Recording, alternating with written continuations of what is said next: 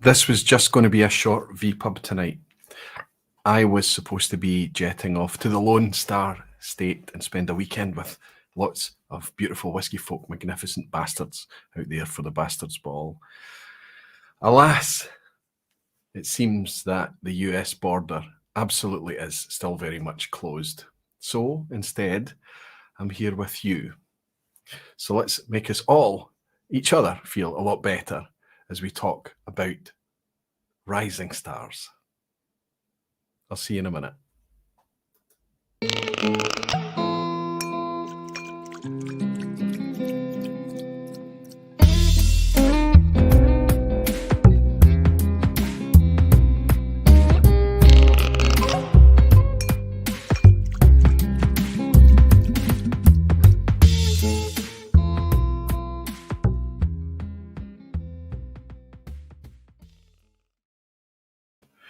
Hello, whiskey folk. Hello, everybody. Welcome to Thursday night. Welcome to another vPub. It was going to be a shorter vPub tonight so that I could get packed and jet off to the States tomorrow for a weekend at the Bastards Ball, which is something that I'll talk about in a wee minute because I really do genuinely look forward to this thing. It's a really big deal and it's a really special weekend, and I was excited.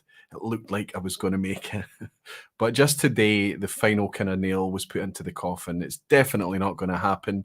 Take you through the process and things for anybody that's interested. We'll talk about it a wee bit later. I was smarting a lot, but over the course of this week, lots of things happened that just brought me closer and closer to the realization that it was probably going to be pretty impossible. And my friend Gregor McQuee, who's joining my other friend Bill, who we were all going to go together, three amigos, right? But Bill and Gregor are going without me. I'm very, very glad that they've decided to continue and go and wave the Aquavitae flag in my absence. But he's chimed in at the outset and he's saying, hands up if you're going to Texas. Too soon. Listen, Gregor, don't worry about it. Don't worry about the jokes or anything. It's good. The pragmatism has kicked in. The acceptance is there. I'm not going to make it this year. I'm going to desperately miss you all.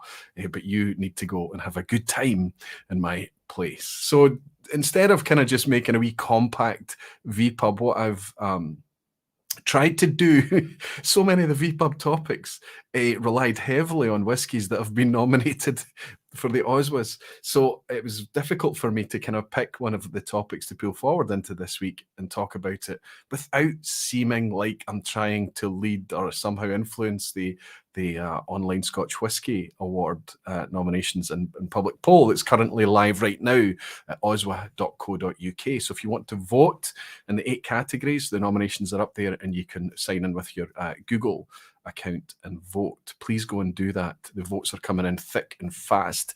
It's been a fantastic success, and we're very much enjoying a lot of the participation and feedback there. So it meant that I had to be careful about what I could pick for a vPub topic because so many things, it meant me speaking about some of the whiskies that are involved in there. And that has unfortunately happened a tiny bit tonight, but I think I'll get away with it tonight because I'm speaking about producers or distilleries rather than a specific expression. So on the categories that rely on nominations for producers or distilleries, I've avoided those.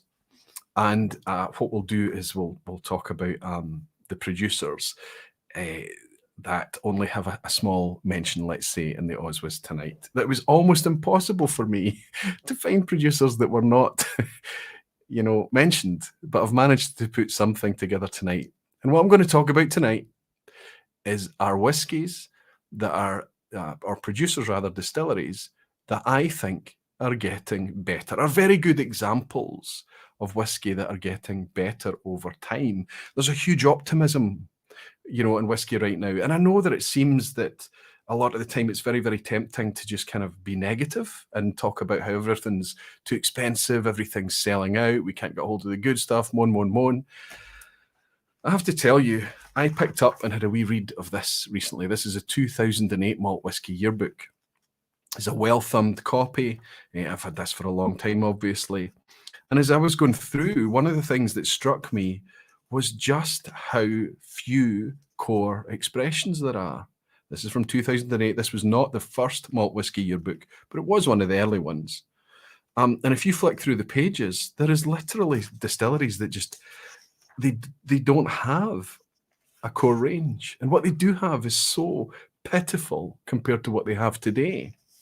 We have never, ever had a choice like we have today. And it's picking up older editions of this book and looking at it that makes you realize that that's the case. Let's look at one that particularly struck me, because I'm going to talk about this distillery tonight, and I'll just show you. I'm going to spend a wee bit of time a bit later on talking about Loch Lomond. And this is a Loch Lomond page from the 2008 Whisky Yearbook. And you can see down here, there's a 12-year-old. And down at the bottom, we've got a blend, I think, is down there. And a single grain, I think it is. Loch Lomond single blend. Sorry, no, it's a single blend and a single malt down there. You might remember that really old packaging, if that can focus here. If you were to look at the Loch Lomond range today, it's huge. We've got Inchmoans and Inchmurrins. We've got Loch Lomond itself. We've got single grains from Loch Lomond. We've got lots and lots of age statements. We've got special releases. It's a wonderful time to be enjoying whiskey. The choice and the variation is fantastic.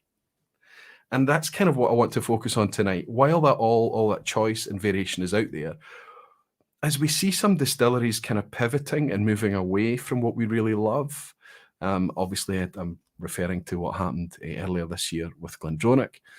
We have to remind ourselves that that's the exception. The rule is that things are moving in a much more natural, interesting, higher quality direction. And I think as the stocks deepen and those deep stocks become more and more mature, let's forget about price right now. Let's talk about the availability of whiskey. It bodes well for the future. And I just hope that all that mature whiskey ends up in the hands of people that are capable of putting it out there at a reasonable price and a fantastic quality presentation. Anyway, we'll get onto that in a wee minute. I need your help to lift my spirits and make me feel like I'm not really missing too much by not getting to Texas this weekend. I'm going to jump into the lounge and I'm going to welcome some of you beautiful whiskey folk and dedicated barflies. See how you're all doing. I'm going to scroll up until I see the orange and I can catch some of the people that have been trying to get my attention. Of course, the good thing about tonight is that hopefully I'll get a bit more of a chance to hang out with you guys. CMB Protocol is saying, evening, Roy and all. Good to see you, man. And my friend, good to welcome you here. Sugar Kitty is in. Alistair Gray, superb. Thanks for moderating tonight and looking after me, both of you. And good to see you, Alistair. Good to see you, Sugar Kitty. Whiskey Weekend Dramas Harrow. He's saying, hi, Aquavita. Good to have you. Kalila in the glass. I have actually, what's in the glass right now? I'm going to pour something. I'm going to uncork something to start tonight. But I've got a glass of Loch Lomond 12 Harrow. But it's nice to welcome you in. Cheers, everyone. And I notice I have a fruit fly in the room. It's the same fruit fly that's been here for a few days, I think. Superb. Yuri is saying simply about whiskey. He's saying, good evening, Roy. Good evening, everyone. Good evening, Yuri. Nice to have you in here, my friend. Gregor will be there. Let's a party. Absolutely. He'll be there with my buddy, Bill Jimmy. Good to have you in, Jimmy Legg. Bill Monteith is saying, good evening and sorry for the disappointment, but thanks for being here, Bill. Thank you for being here too. It's my pleasure to be here with you. Anthony Dunn is saying, sorry you're missing out your trip to the States. Me too, Anthony, but it's good to have you in here, buddy. And Magic is saying, hello, everybody. Hello, Roy. Gregor Dykeman is saying, enjoying a Springbank Distillery exclusive. Peter Lee got me, and I'll raise it to you. Thank you, Gregor. I bet it's an absolute peach from the generous gentleman that is our Peter Lee. Watchman999 is in. Good to see you, Greg. And he's saying, do you know if the Whiskey Tribe is broadcasting virtually? Well, what I was hoping to be able to do is kind of dovetail with those guys and see if we could get anything that could kind of help me bring a vicarious look at what's happening. What tends to happen are, there are a lot of YouTube channels that go there now. The first year, it was only kind of 4, 5, 6 channels, I think, the first year. The second year, it got really quite busy. There were a lot of YouTube channels there, so we had to kind of stack time slots for live streaming to minimize the overlap, but there's inevitably going to be some overlap. But I also noticed that Alan from the Whiskey Friend is celebrating his 3 years on Sunday as well. And I think his stream goes out at 9 o'clock, which lands right at that spot where a lot of the channels could be broadcasting from Texas. So I don't want to kind of stamp all over Alan's celebrations as well. What I'll do is reach out to Alan and see if there's anything that could be done there to kind of manage and minimize the live participation overlap as much as possible. I should have done that before I mentioned anything tonight, actually. Alan, if you're watching, maybe we could have a wee chat and see if we could work something out. Jimmy Jazz is saying, sorry to hear you won't be going, but next year, and I will raise my hand. Superb, Jimmy. Maybe I'll get to see you there. I'm looking forward to seeing you down south in a couple of weeks' time as well, Jimmy. Pete Head is saying, evening, Roy. Good to see you, Frank, as well. Falsgraf is in as well. So not a list with Aaron on it then tonight, Roy. Yeah. I think be safe that I'm going to avoid talking about Aaron tonight. Aaron have done very, very well in the nominations so far for the All-In Scotch Whisky Awards, so it's safe for me. It's probably better that I don't talk too much about Aaron. Richard Hall is saying, I don't think I'm really going to necessarily change anyone's mind or influence things. I don't think I'm going to be able to get people to run off and vote in a certain direction. That's not kind of what I'm thinking about. I'm thinking more of just kind of being, I don't know, as canny as I can be. And just for the 4 weeks that the nominations are up and public and live, back off from the distilleries that's getting that love shone on them, right? They've been nominated, they're being celebrated. There are lots and lots of whiskies that were not celebrated in the Oswas this year and its inaugural year, and I think it's worthwhile spending a wee bit of time casting a wee bit of whiskey love on some other producers too. And Richard Hall is saying, evening, Roy, never take these Thursday nights for granted. Thank you once again. Thank you so much, Richard, you star. Thanks for being so nice. And Menno is saying, wait, you want Gregor to represent Aquavita in Texas? Did you take care of adult supervision, Roy?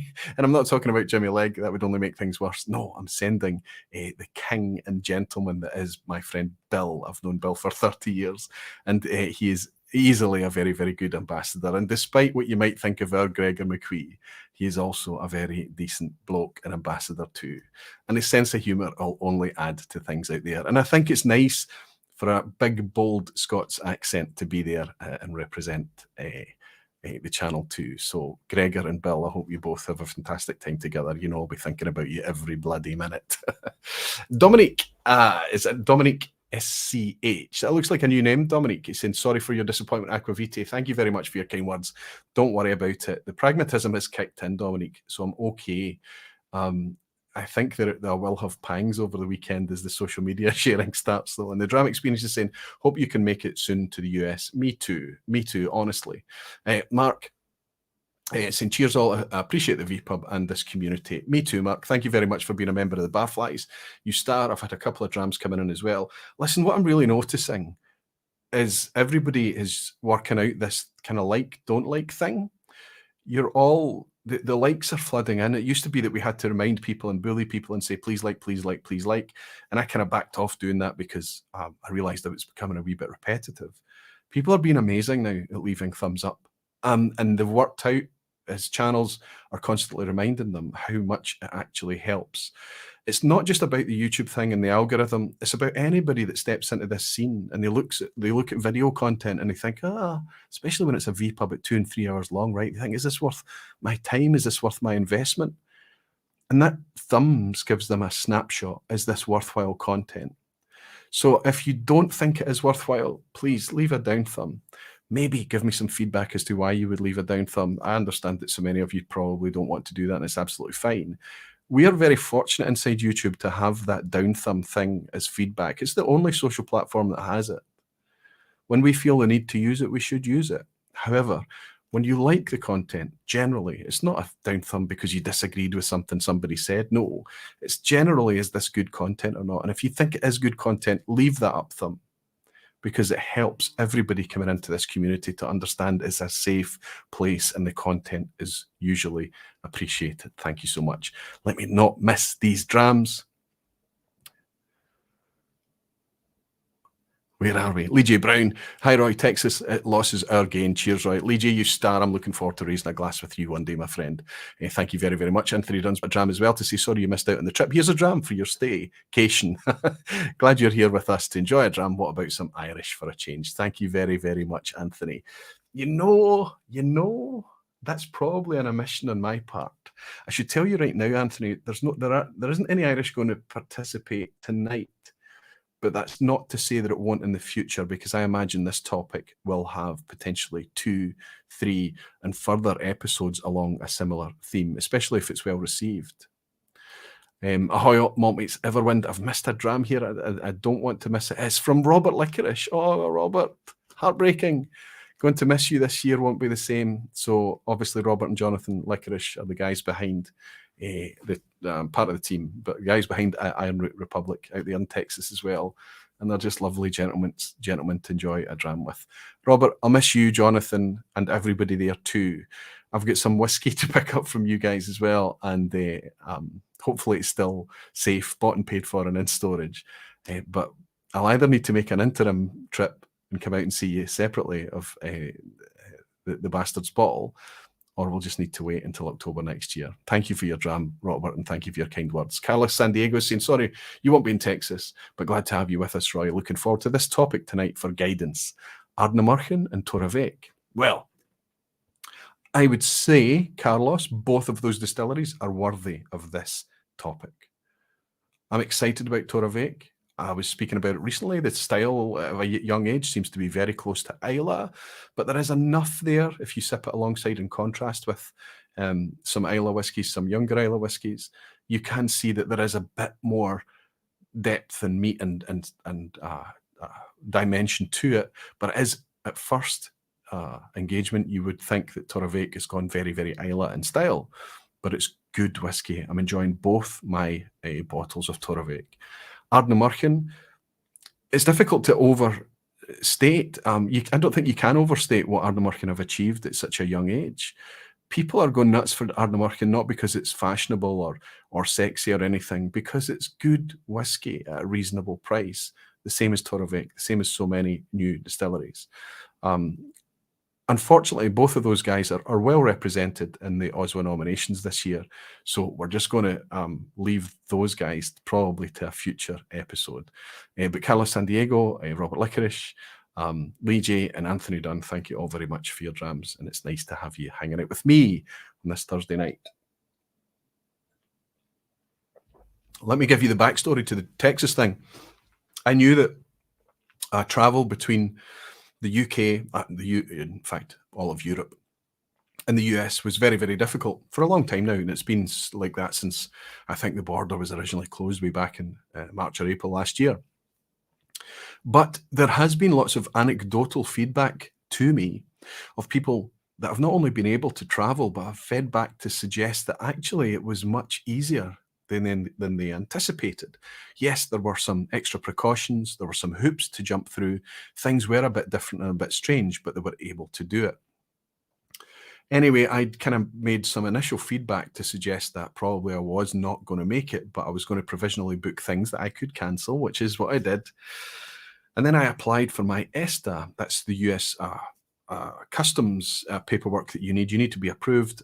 It's a wee, I think it replaces the old visa waiver program that you used to fill out on the flight. Fully thinking that I wouldn't be able to renew my ESTA coverage. But I received my ESTA through with no conditions or anything, a 2-year ESTA, a full, clean, normal ESTA. Immediately, I started to get a flutter of excitement. I thought that this could actually happen. It could be real. And I started to talk to people again and look into what people had to go through in order to make transatlantic crossings. And the feedback generally was that going into the States is going to be much more laid back than coming into the UK. You need to be careful about your COVID status, your COVID passport, your locator form and things. On the other side, yes, it's good for you to have a negative COVID test that's required. And you also need an attestation form, I think it was. But providing that's in place, you'll find that probably getting into the States from a COVID perspective is more laid back. So I got super excited, super excited. But the fact remains, when you go through the process and you tick off each of these requirements closer towards traveling, the bare fact is that the border is closed. It's not closed coming into the UK. That border is open, so you can travel if you're from the States. And that's what most of the feedback was, That was from people who were traveling in the opposite direction. So they could get over to the States because guess what? They were either residents, they had visa coverage, or they were indeed US citizens. So they could get over to the States. I cannot, as a Brit, as somebody in Europe here, I cannot. And I couldn't even use the words of, yeah, I'm traveling for work or anything, because you can imagine the response would be, what the hell is a whiskey evangelist and why do you think it's important to travel? And that was finally hit home today when my status through there's an application you can go through, was denied. And that's fully booked because the border is closed. The border will open on the 1st of November, which is really frustrating. I've missed it by 2 weeks. So it means that for this year, for this bottle, I'm sitting here in Scotland. But that's okay, because you're here to keep me company, and through the virtual experience, through all the social media sharing, through Gregor and Bill being there in my place, I'll be able to enjoy a wee bit of it long distance. Fantastic. McCallum Fine Rare is in as well, looking after me from a moderator perspective, as is my friend Gregor. Superb. Good to see you in, Doc, and good to see Gregor hanging out with us as well. I don't know what time it is for you, Gregor. Are you getting packed at some point, or are you already packed? Bit of an anomaly, that loophole, US to UK, but not the reverse. That's right. I mean, it's just that the UK's border is open. The US is not going to open its border until the 1st of November. It really comes down to being as simple as that. And Stephen Toth is saying we'll get you into Canada. You know, what I worked out is that I could have gone to Turkey, for example, lots of other countries, spent 14 days there on vacation, and then I could have flown directly to the States because I hadn't been in the UK or Schengen region in Europe for the 14 days before my flight. So there are loopholes. But of course, it's ludicrous. You would need to be really desperate in order to go through something like that. So there we have it.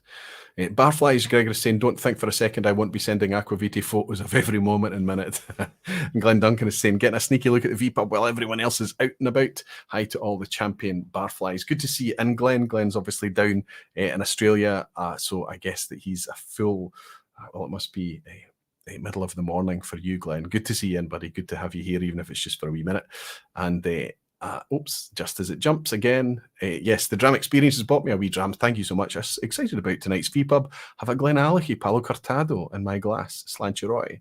Sláinte to you, the dram experience. I don't know if I actually know your name, but thank you, buddy. Cheers. Good to have you in.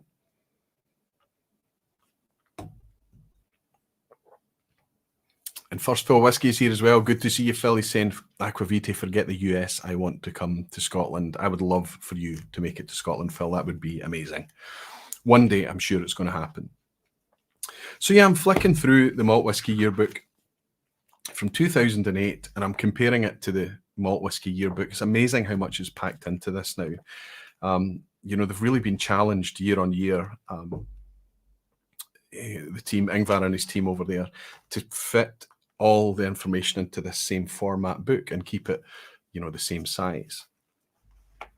But they've managed it. I mean, it's changed considerably, but it's just packed so full of information. Anybody that's interested in buying this, by the way, you can buy it direct from maltwhiskeyyearbook.com. And if you send a wee message to Ingvar and say that you're a barfly and could he sign it, please, he's very happy to do that. And it's the best way to support him and to support this annual project. It's the best publication in whiskey, in my opinion. It's so packed full of really, really useful information. And also that unintended thing where it is becoming kind of a year-on-year catalogue of the changing whiskey landscape. And it's nice to pick up an older copy and look back on just how much things have changed. Flora and fauna are still in here and intact. I mean, look at this old Benromach here. Literally, Benromach has just one bottle in an on-age statement version. I remember having this. The one that I showed you there was the peat smoke. I had the unpeated one. I didn't particularly love it, if I'm honest. But things have changed at Benromach, and they might be getting talked about a wee bit later.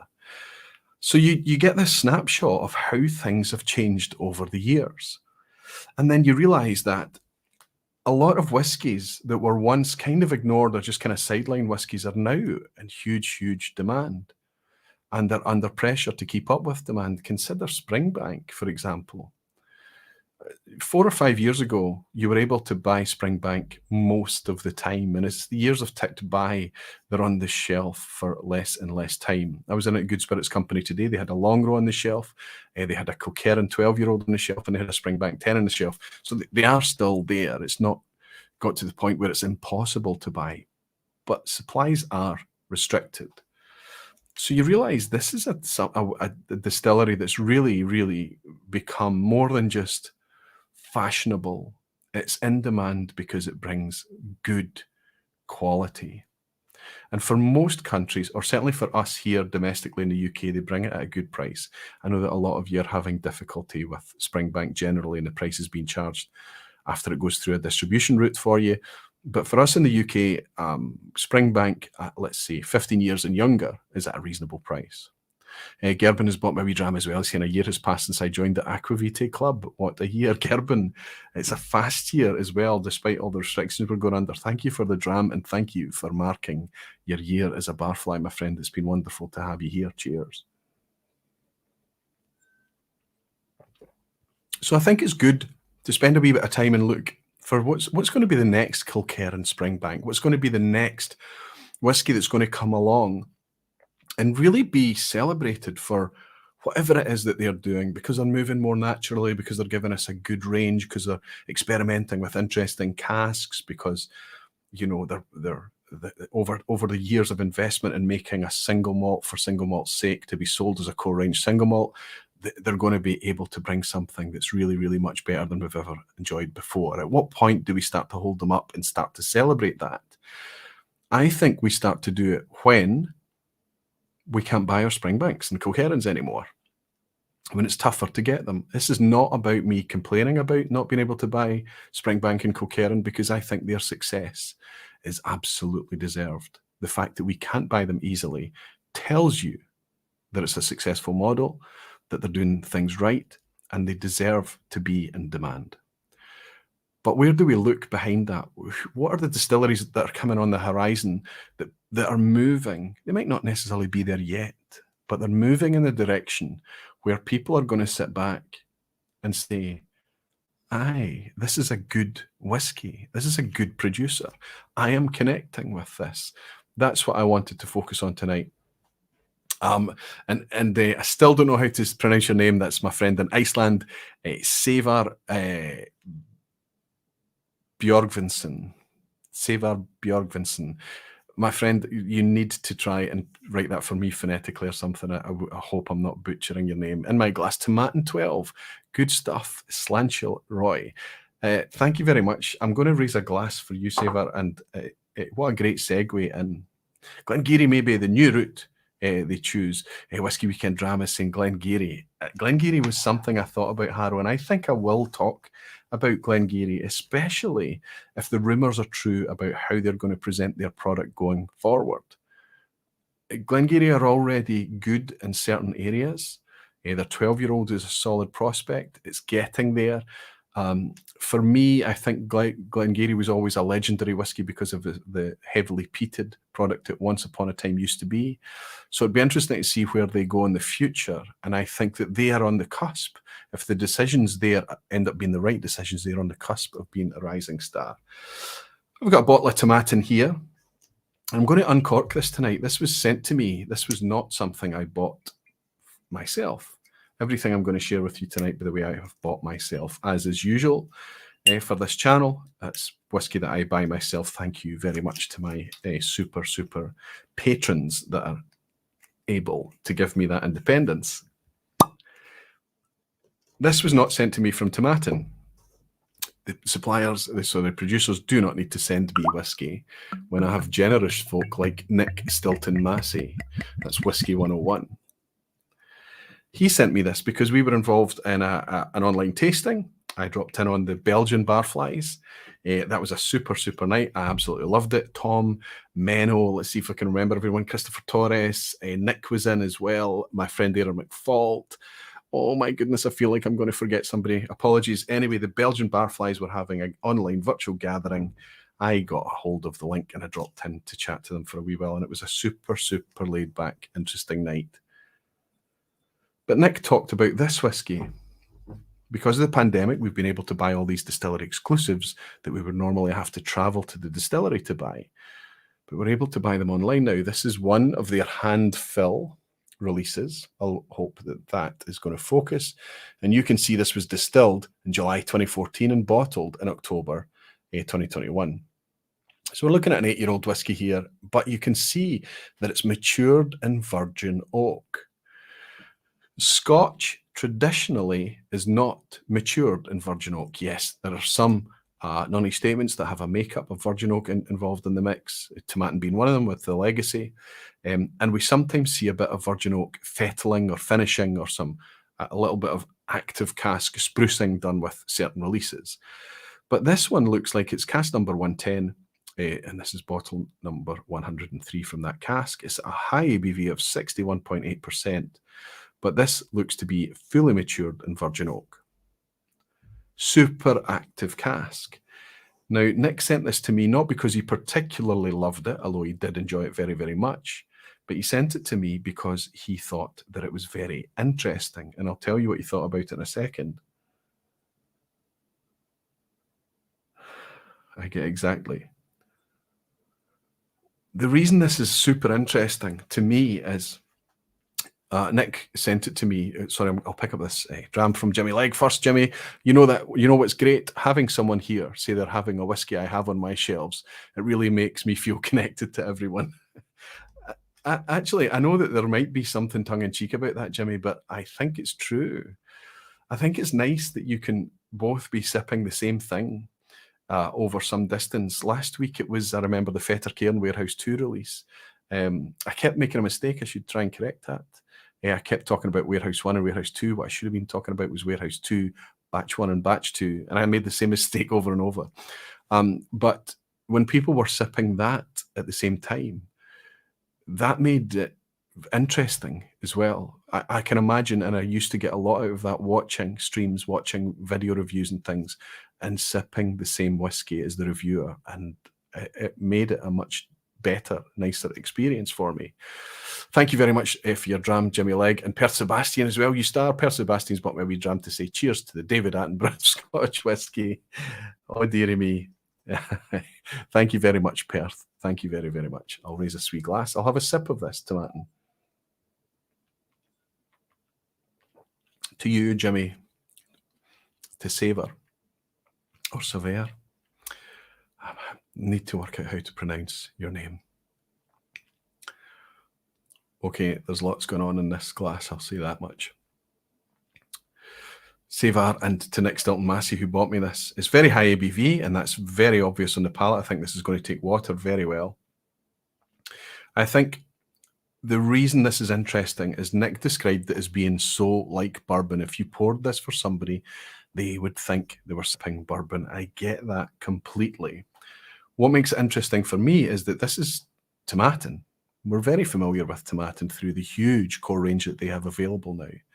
And I would say that over the years, Tomatin has become one of those distilleries that you could consider absolutely a rising star these days. Why? Let me show you the core range. Back when this book was published back in 2009, this book would have come out. So only 11, 12 years ago. There's the Tomatin 12 there. And there was a 15-year-old, there was an 18-year-old as well. The Tomatin 12 had only been a few years old at this time, 2004. Now they've got a huge amount of age statements, non-age statements, special releases. There's lots and lots and lots of whiskey coming out from Tomatin because they have a huge production there. They have a lot of stock. They have a huge depth of stock and a lot of creativity that they can play with. So we can sip this alongside something a bit more spirity from Tomatin and decipher exactly what the virgin oak has impacted, how it's affected the whiskey, what flavours it's bringing. So there's a wee bit of kind of gentle spice on here, but the overpowering aromas that we're getting is that really strong vanilla, but it's almost like a vanilla oil, like a vanilla candle or something, like really quite thick vanilla. And everything that follows on from that kind of gives you this notion of oils and sticky toffees and caramels. Everything in this glass is like it's been caramelized a bit. So think of toffees and toffee chews and ice cream syrup. Imagine a vanilla ice cream with toffee syrup. And the spice is a very gentle background, like a delicate, soft, powdered nutmeg. Everything I'm talking about is familiar to bourbon drinkers, right? But now we can sip this alongside bourbon and know as we sip the bourbon exactly what's coming from virgin oak casks.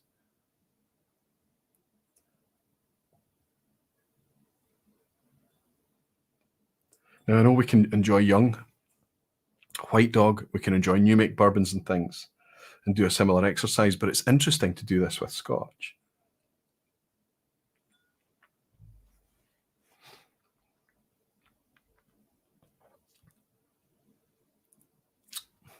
I don't know how much Tomatin is here.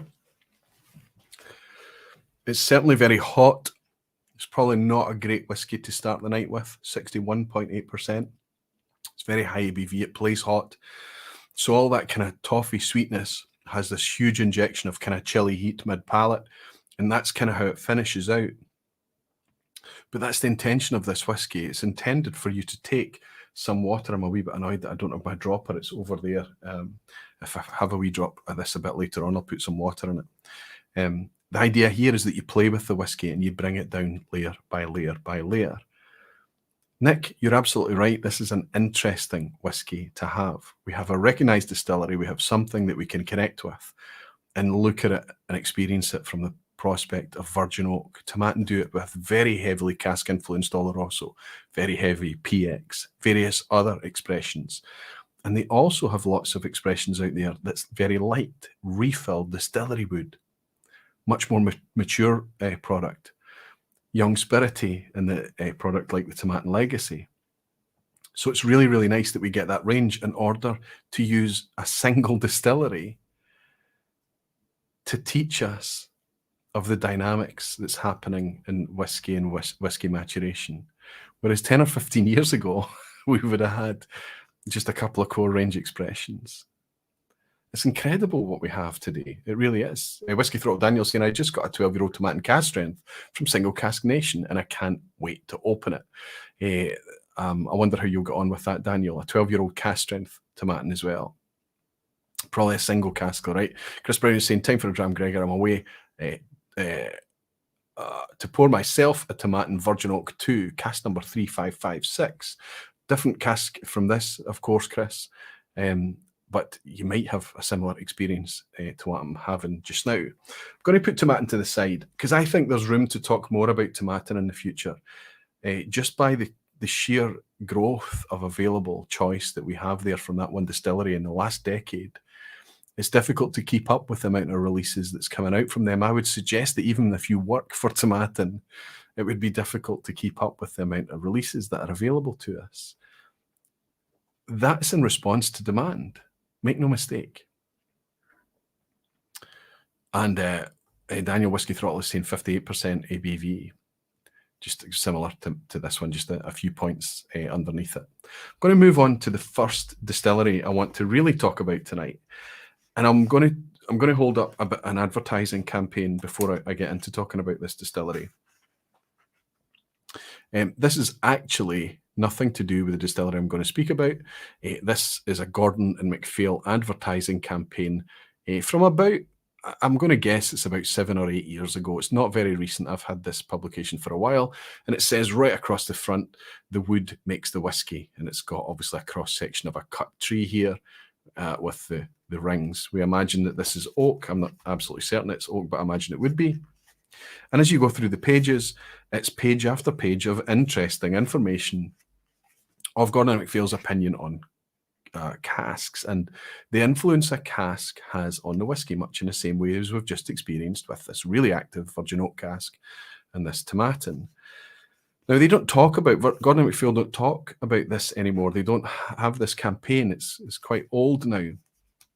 And I think that's interesting because, you know, Gordon and MacPhail would talk about how the cask makes the whiskey, the wood influence on the whiskey, because most of their product was filled under contract, and it was filled into their own wood, and they would get it filled at the distillery or wherever the whiskey was filled, and they would have it, they would take it away and they would mature it locally in their own warehouses or whatever.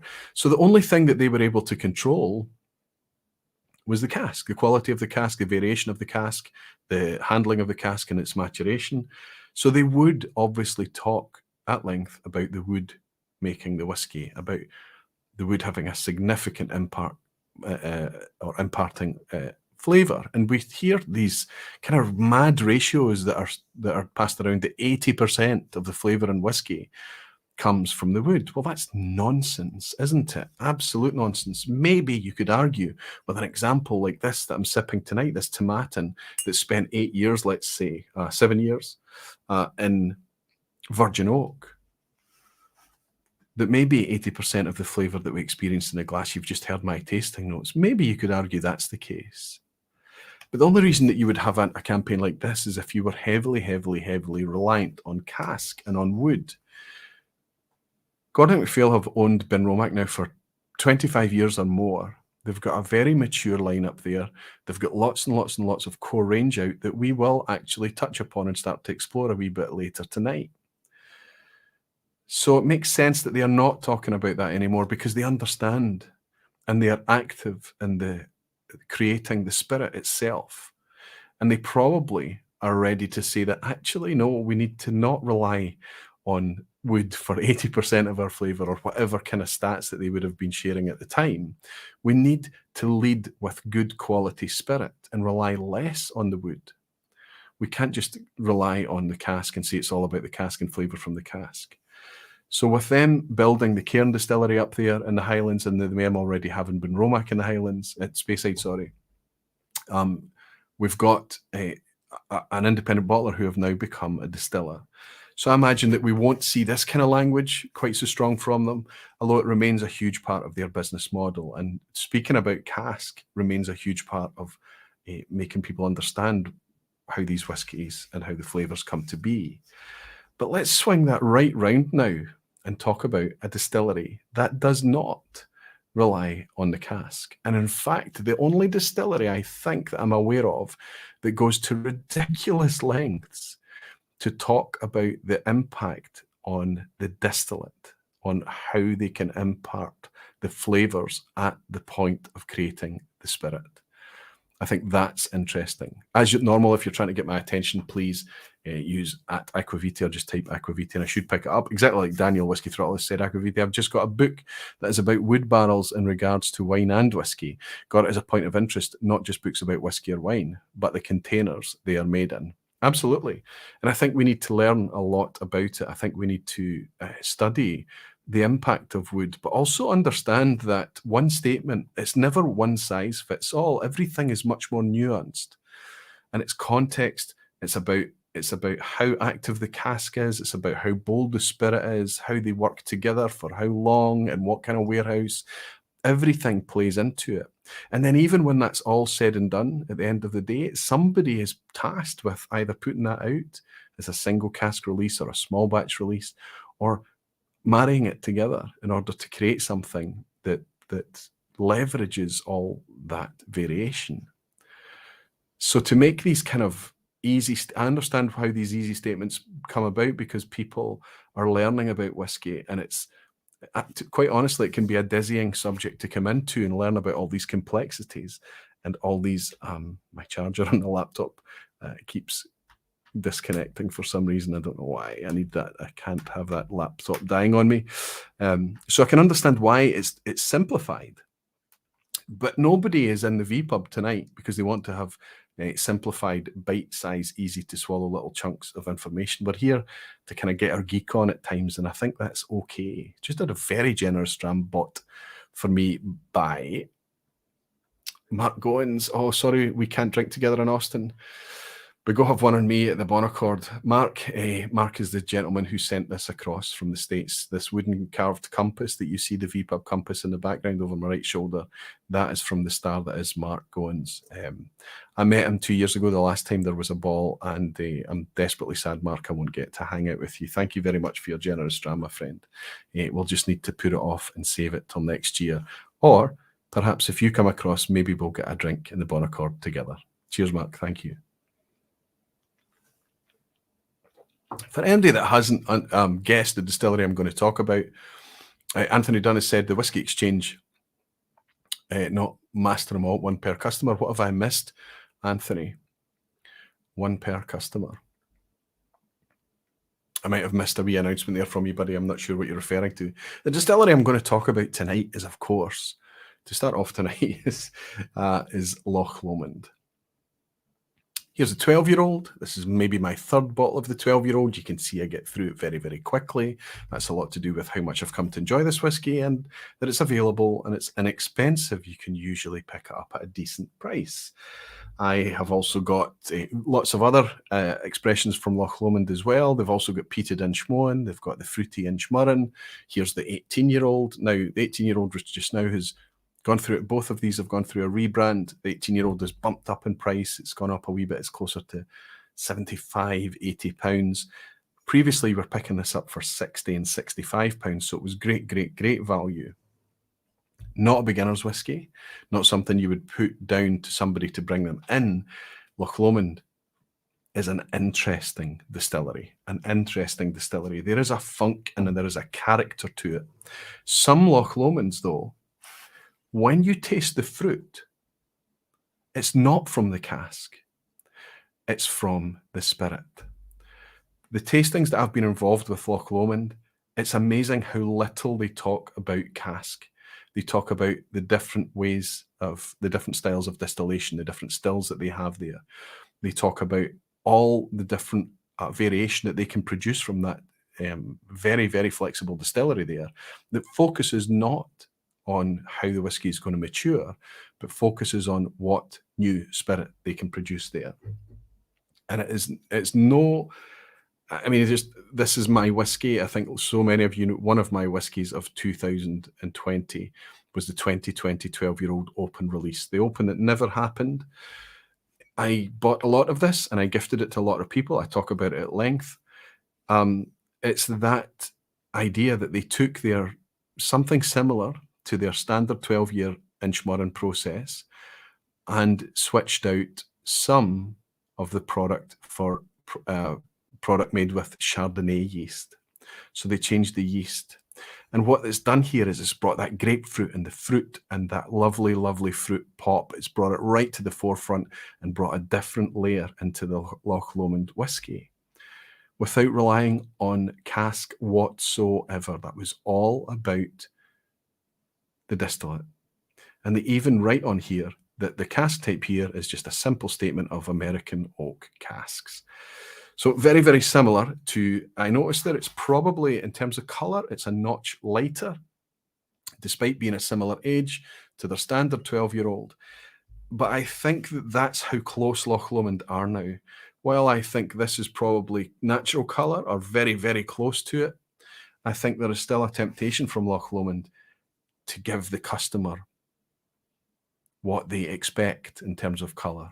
So they expect a 12-year-old whiskey to be this, and so they give them it like that, even if it isn't. And I think that that is the final hurdle for Loch Lomond, because what we have there is a fabulous, available, affordable, deeply stocked core range of products that focuses on distillate first. Most of it is naturally presented at 46% ABV, wonderful stuff. There are age statements throughout the range as well, and when there isn't an age statement, there can often be a vintage and various other things. It's becoming more and more transparent as the years tick by. I think their final barrier for us is just to go the whole hog and help us celebrate pale whiskey. Help us celebrating, holding that glass up and enjoying the colour in the glass. Why? Because we know it's not cosmetically altered. We can appreciate the colour in the glass because we know it's natural. That is what I would like to see at Loch Lomond. But for me, I just need to glance up at the sheer variation and the depth of different Loch Lomond bottles, single casks, special editions, standard core range expressions. In the last three years, less than 3 years, I think Loch Lomond is a distillery that's very much in the ascendancy. I'll reference Mark Kaufman over at Whiskey Whistle in Canada here. Mark is one of these channels, and I think he's probably got one of the best palates and the best kind of analytical approaches towards enjoying and sharing his whiskey. And he has been struck and bitten by Loch Lomond recently, to the point that he is actively seeking it out and enjoying it and celebrating it. And I think that, like I said, it's not an easy whiskey. There is a funk, there is a character to Loch Lomond. Sometimes it comes across a wee bit industrial, sometimes a wee bit agricultural, and it's absolutely in the spirit. It's not from the maturation or where it's matured or anything. This exists inside the spirit of Loch Lomond. It's a DNA that exists in most of their whiskies, to the point that if you put a Loch Lomond in a small lineup, I'd like to think I'd have a good chance of picking it out, honestly. But it's good and interesting, much in the same way that we get struck by the Ben Nevises of this world, the Benromachs, the Campbelltown whiskies, the Islay whiskies that kind of have that oddness to it, that interesting thing that raises our eyebrow and makes us want to go back for another sip and understand it a wee bit more. What is that flavour? How can I describe it? What does it come from? That is all over the place in Loch Lomond. But share with me what you think of Loch Lomond and whether you think it's a rising star or not. Belmonteith is saying, if I had a personal whiskey of the year, it would be the Loch Lomond 14. Almost perfect balance of fruit and spice. It was there today. I could have brought that home. I should have considered picking it up, Bill. It's a gap I don't have. You're not the first person to recommend that Loch Lomond 14 to me. Glad to hear you're enjoying it. McAlpha Herrera is saying, I actually prefer the 12-year-old dark green Inchmurren to the Chardonnay yeast version. So they're probably the two most similar whiskies. Straight neck pot still production. Inchmurren is known for being that very, very fruity style of Loch Lomond. So the Doc, Macallan Fine and Rare, is saying that he prefers the standard, which is very good value whiskey as well, 46%, 12-year-old Inchmurren. Also just gone through a rebrand. Lucas is saying, I guess there is a reason why the bourbon makers are so crazy with their yeast. There is definitely, it's happening more and more. People are experimenting and playing with yeast a wee bit more.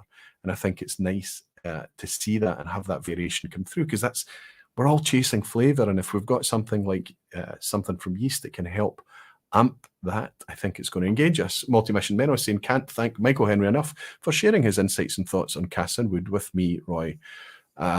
He's a gem to be cherished. He's very generous with his time. You might remember he was one of the first whiskey makers to come on the vPub back in early 2020. Fantastic geek out session we had with Michael. You'll notice in that vPub session, it's all focused on the distillate. And I agree with you, Menno. He is one of these remarkable guys who thinks in a very specific way about whiskey. Whiskey 101, Nick is saying, on Loch Lomond, thank you, Nick, thanks for being here. I have just picked up my first ever Inch Fad, which I think is heavily peated. Not open yet, but looking forward to it. So the standard, the official range from Loch Lomond that is peated, you'll now see it branded as Loch Lomond Inchmoan. And it's been branded as Inchmoan for a while, but a lot of their product is indeed peated. Nick, I hope you enjoy it when you do finally get it open. And Rolf Nordley is in, a Barfly Rolf. That's nice to see you in, my friend. It's nice to welcome you here. Aquavit, how does it compare to the Loch Lomond The Open Special Edition 2021? I have not tried the 2021 release, Rolf, but I know that it is not using the same yeast profile. So there will be a difference there. And Donald Rance is saying, global travel right now. I also had to cancel plans for Austin. Hopefully I'll be able to... you'd have been going from Canada, of course, Donald. So the border will be close to you as well, as of course, Mark Kaufman, Whiskey Whistle, who was also going to travel. He's the same. Hopefully I'll be able to share a dram with lots of you fellow barflies next year. in Austin. Listen, I hope there's lots of barflies going to raise a wee dram while I'm not there to participate. They can maybe just make a wee note of the fact that I really, really wanted to be there. And Gregor Dykeman is saying Loch Lomond made a whiskey from malted barley, but through a column still, so it's a single grain. Brookladdy distilled, I think, a rye in their pot stills. What would that be? So you can buy a peated and an unpeated version. Both are non-age statement. Both are fairly young, fairly inexpensive, but super interesting whiskies. The peated one specifically is like smoked banana fondant. It's incredible. And if you are going to relax and not overthink the whiskey at times, sometimes you just want something to relax with in front of the TV. You don't want the whiskey shouting for your attention all the time. Maybe you'll get a tumbler out, maybe you'll throw some ice in the tumbler, and you'll just pour over a nice spirit that you're just going to enjoy this thing as it changes from that warm, thick malt. As the ice melts and it changes in the glass, the temperature changes. That peated Loch Lomond single grain, as Gregor is talking about, yes, it's 100% malted barley, but it's through a column still, is a fantastic whiskey to do that with. And I guarantee you're very, very, you're going to be very happy that such an inexpensive whiskey can be enjoyed in that way. And Whiskey Throttle Daniel is saying, when did they lock the border up that hard? I think it's been like that since March 2020. Honestly, Daniel, and the Dram Experience is saying, if you get the distillate right, you have all options to mature the whiskey. Absolutely. If the distillate is not well made, you have to fix it with the cask. I think people are spending a wee bit more time and working this out. They're playing with fermentation times. They're playing with yeast. They're playing with cut points. They're doing everything to try and bring the best possible experiences. And even if they're just going to marry something or make whiskey at the end of it, they'll have, you know, that kind of cupboard of ingredients, if you like, as deeply stocked as they possibly can. And Hellswood is saying the peated single grain is a gem. Go through it way too fast. It makes a great highball too. But that's the thing, Helen. It's lovely to have these good whiskies, good quality whiskies, inexpensive. Yes, there's no age statement on it. It's young, but we're not judging young whiskey. Yes, we would like to know what the makeup is, but we're getting there. And I guarantee if you send an email off to Loch Lomond and say, how old is this? What's the makeup of this? Chances are you're going to get a positive response. They're very communicative and they're very engaged. Craig Dearden has joined the Barflies. Craig, good to have you in. He's saying the new Spearhead is extremely drinkable, maybe one-dimensional. The replacement for the single grain release Loch Lomond. The new Spearhead, I hope it doesn't replace the single grain, because the Spearhead is unfortunately out at 43%. So I think what they're doing there is this is a whole rebrand. This is a different direction. The Spearhead's in a square bottle. So if you do see it, but you'll realize it's bottled at 43%, I would hope that that's a lovely whiskey that people can drink as a base for a mixer, pour it over ice, highballs, all the stuff. Drink it neated as well. I'm sure it drinks perfectly well neat. But it's a 43% whiskey and probably, hopefully, pointed at a different market. Raoul G is saying, why do more distilleries not experiment with different yeast strains?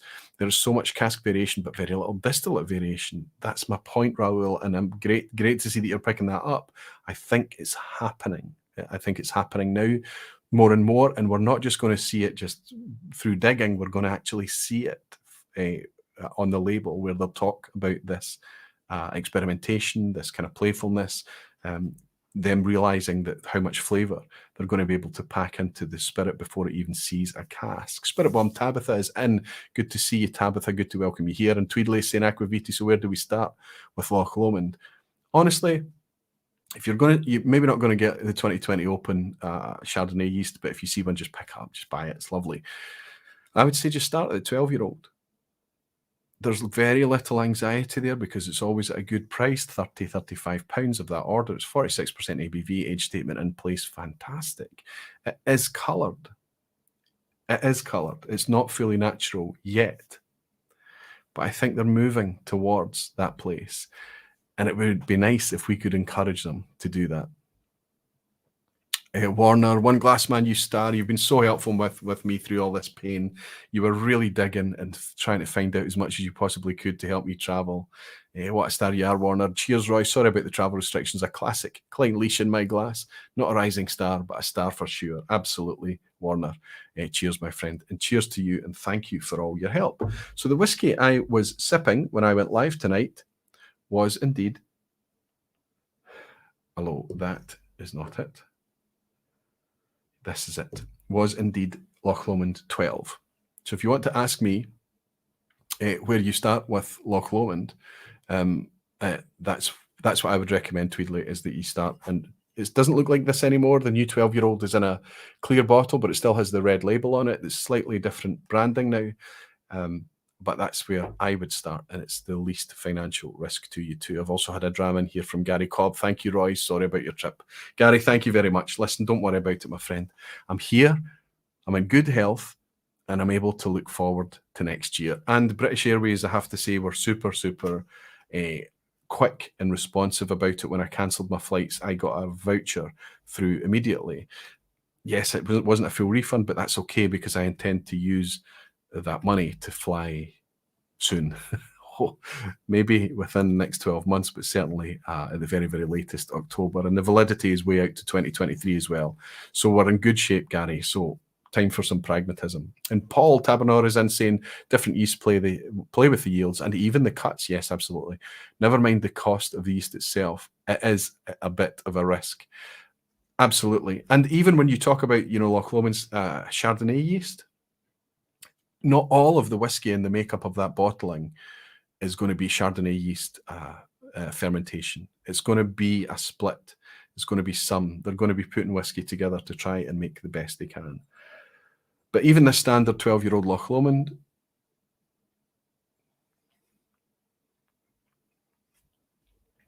it's got that slightly burnt orange rind thing. It's got that Loch Lomond character that I'm speaking about. Really bitter grapefruit on the finish. 1 minute you're in a kind of hay environment, you're in a kind of agricultural zone where it's the kind of barley malt thing that's playing. It's almost a wee bit green and grassy.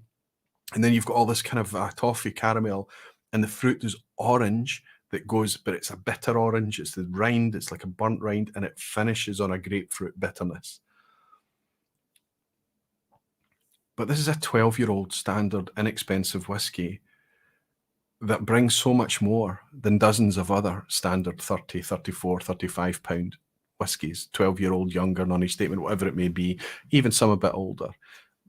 If you enjoy whiskey and you enjoy the flavour and you enjoy tasting interesting things in whiskey, this is going to bring it. This is going to taste different. You can pour yourself 3 very, very similar 12-year-old products and you'll pick out the Loch Lomond every single time, mix them up and play around. And believe me, that's down to the distillate. Whiskey Throttle Daniel saying, I firmly believe we should always start with the distilleries 10 to 12-year-old releases, regular releases, to start to see what they're about before trying special cuvee releases or cast strength indie bottles. I think that there's absolute validity in that.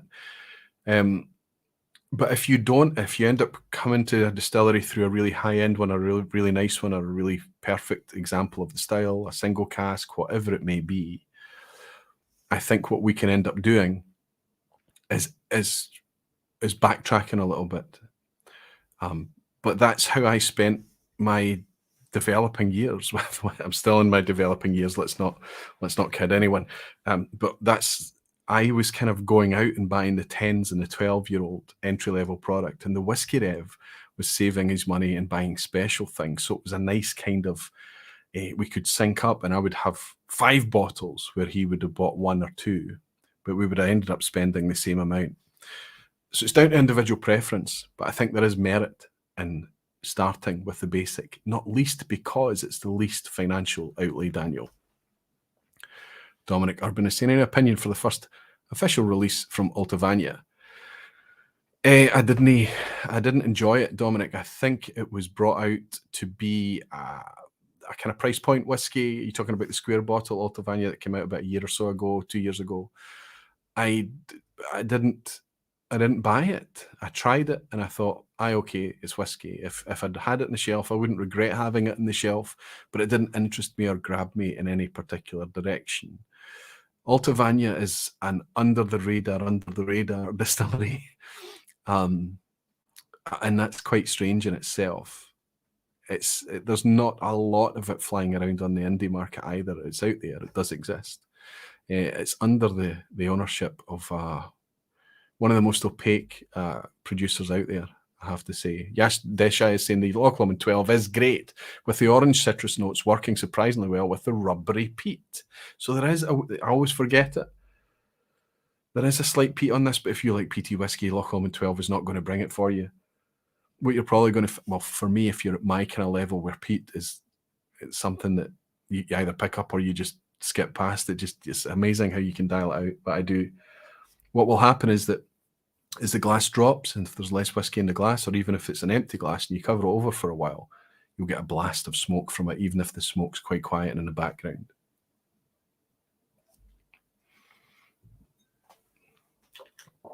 Let's try that now. Let's put a wee cover on this. See if I can pick up some smoke on empty glass. Andrew Pierce is saying, have you tried the 10-year-old cask strength version from the Whisky Exchange using the same Chardonnay yeast? Actually, I only just opened it very, very recently for a very specific purpose and reason. It is open and I'm enjoying it very, very much. The 12-year-old is a much easier reach for me because it's already done. I'm not playing around with water or anything. I'm grabbing it, pouring it, drinking it. It's one of my favourite whiskies to just enjoy. The cask strength one for the Whisky Exchange, I have the 10-year-old one there, is an excellent whiskey that takes a bit more of your attention. So you're going to find yourself playing with it with wee drops of water and things like that, and eventually you get that fruit to come through, the grapefruit, the orange notes, the fizz and the effervescence does start to come through. Don't overwater it. Just wee drops is enough to kind of wake the thing up and bring it alive. Have you got it, Andrew? I hope you're enjoying it too. Whiskey Throttle saying, me too, Roy. I've been an SMWS member since 2013, plus a fan of other indie bottlers because of how these bottlings can really show distillery potential without marketing department's influence. That's right. What we miss, though, on a single cask is obviously the fact that it is a single cask. It's like that unique fingerprint thing where the official releases tend to be something that's much more representative of a bigger showing of the whiskey, distillery style, whatever it may be. But that's really what the indies can bring to us, that really, really surgical snapshot of a distillery. Small batch, single cask. It's fantastic. What's interesting is when you pick up a trait in the single cask small batch stuff that you can pick up in the official bottlings, that's exciting because you start to dial in on something that's much deeper than a cask or whatever. It's to do with distillery character.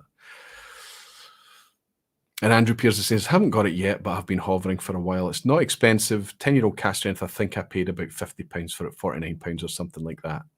Peter Lee is saying, just finished work. What have I missed? Peter, you've missed nothing. Just me going on and on about distillery character and distillate and things like that, and how it doesn't always need to be the wood making the whiskey. Let's skip ahead to another distillery that you've heard me banging on about, but I think this distillery is firmly in the ascendancy.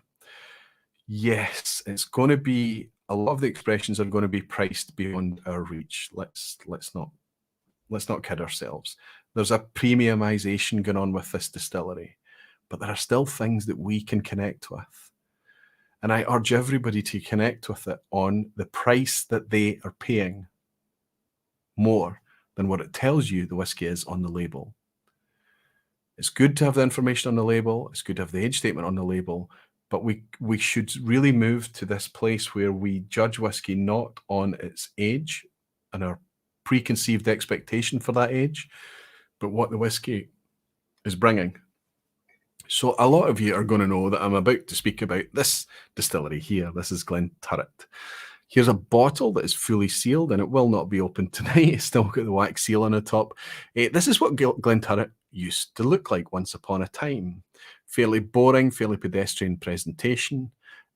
Not anything on anywhere on this label to talk about natural presentation or anything. There is no age statement on this. It's 43% ABV. It tells us that it's batch number 3. It's got the distillery manager's signature on there, and not much more. It tells us that this is the sherry cask expression, sherry cask edition. I know this whiskey. I know this whiskey. I came by this bottle because I bought it as a part of a job lot with lots of other whiskies, and I've never ever opened it because the last time I had a bottle of this, it was easy to reach past for me, and it's not because it was bad whiskey by any stretch of the imagination. It was just whiskey. It was just, okay. And it didn't do anything for me personally. Now, I happen to have a friend who likes this very much, and he enjoyed it very much. And he actually got to like this whiskey and enjoy this whiskey through my bottle. So we got through it together. I think this one will probably end up being gifted to him at some point in the future. I am not in a hurry to open this Glenturret.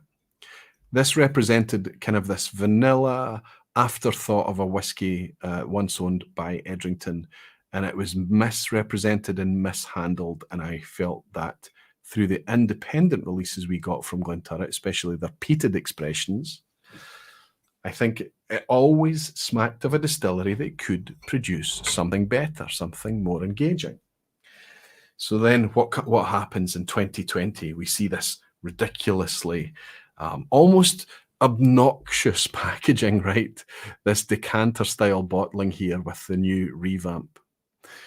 We also saw the prices, and I've talked about this at length time and time again. I saw the prices and immediately I disengage, I back off. That whiskey is not pointed at me. This is a luxury item. This is a premiumized price point. This is not for me. And then people like, the community, the Stefan Novaks of this world say, Roy, maybe you should try this Glenturret. I mean, seriously, it's pretty good stuff. Now, okay, I go and I start to explore it, and I'll Glenturret a wee bit from indies and releases, not their officials. And the first one that I buy, based on a sample from Stefan Novak, is a 12-year-old. Fantastic. And that encourages me just to go right out and buy the 10-year-old peat smoke. And I've also had the occasion to try the 15-year-old, which is a 50% release. Now, it's a wee bit pricey. It's up 90, 100 pounds or something for the 15-year-old. It's pricey, but the 12-year-old is pricey too. You could drink that 15-year-old and you could argue that it's getting close to being £100 whiskey. It's pretty good stuff, honestly speaking, really good stuff. For me, the sweet spot is the 12-year-old. £65 the 12-year-old is. This is the 2020 release. I have yet to try the 2021 release. I'm not speaking about the 2021. I'm speaking about 2020 maiden release. And I've no doubt that there will be a difference. Thank you, Glenturret, for not only bringing us a fantastic whiskey, but for putting the batch on there as well, front and centre, to keep us up to date with what we're actually buying. This is 46% ABV, 12-year-old age statement. It's naturally presented. This is a natural product at £65, and nobody, even the people that are complaining about it being £65 for a 12-year-old product, they still can't tell me another whiskey that you can buy for £65 that brings this engagement. This is traditional, old school European oak profile, European oak forward, dry spice, lovely texture on the palate. You really feel like there's something deep, rich, and velvety happening here, and you want to understand what is doing this. And you start to understand that it might not be exclusively European oak in this. We don't know for sure. It just talks about how European oak has been heavily used here.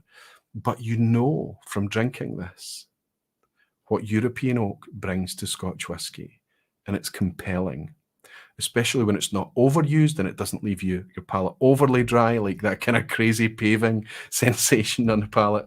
This is used in a nice, light way to bring a really rich, old school style sherry matured whiskey. And it's difficult for me to find, as an enthusiast, something at £65 that can bring what this maiden release does. I think for all of Glenturret's clumsiness and the rebranding and the premiumization and the placing themselves as luxury goods, the 25-year-old and the 30-year-old and the E-type release and all this kind of luxury placement thing, that decanter, they've done a good thing, bringing us some releases out there. The Triple Wood's at 43% is decent, but it's a 43% whiskey. The 10-year-old peat smoke is good. The 12-year-old is sublime. And it's a strong showing from the 15-year-old as well, which is arguably within the sweet spot of affordability for enthusiasts, what we are paying for other whiskies that we desire a wee bit more. In time, I think Glenturret, if they can keep this quality of presentation, I think we will be going after those releases. I have been so impressed by this 12-year-old that I think if I could keep that experience on the shelf here for as long as I possibly can, I will do. And I will continue to pay £60 and £65 to do that. And I will still wait with bated breath for anybody to bring a whiskey similar to that profile. Forget about age statement, just a similar experience for that money. Tweedley saying, Gary, I'm very interested, nearly bought the 12 Maiden on the weight of Roy's word, but not yet. So Gary Cobb has actually been talking about it. And Doc is saying, you have a good and cheap source for that 12-year-old Glenturret and some bottles waiting for you next door. So Doc was able to buy this at a great price when it was released in Germany. I don't know if that was that earlier this year, Doc? And I got Doc to squirrel away a couple of bottles for me because I knew that not only was it a good price, and it might be a long time before I go over to get it, but I'm coming, Doc, and I'm coming sooner than you might imagine. I wanted to have it there because I knew it was a 2020 maiden release and it wouldn't be available forever. I'm glad you've got it for me, buddy, and it was a very good price. Don't know if it still is now in Germany. Alistair Gray saying the 2021 is more delicate, not as rich as the 2020, but still a lovely whiskey. Alistair, I bet you've gone out and bought the 2021 on the strength of the showing on the 2020. Am I right? That would indicate a whiskey distillery that's in the rising, a star rising, because we're able to just go out and gamble on a whiskey that somebody's not shouting about, right? The way I shouted about the 2020 maiden release. That is the kind of thing I'm talking about. And I did it today. I saw a bottle from a distillery on the shelf today at Good Spirits Company in Glasgow, and I bought it blind. Didn't ask anybody what they thought about it. Such is my confidence in this distillery. I saw it and I just took it. That's coming home with me. That's the indication of a distillery, a star rising, where you're confident that you're going to get a good experience. Raoul is saying GT12 was the find of the year. Incredibly good, but suspect they buffed the maiden release with older stock to create a strong experience for the rebrand.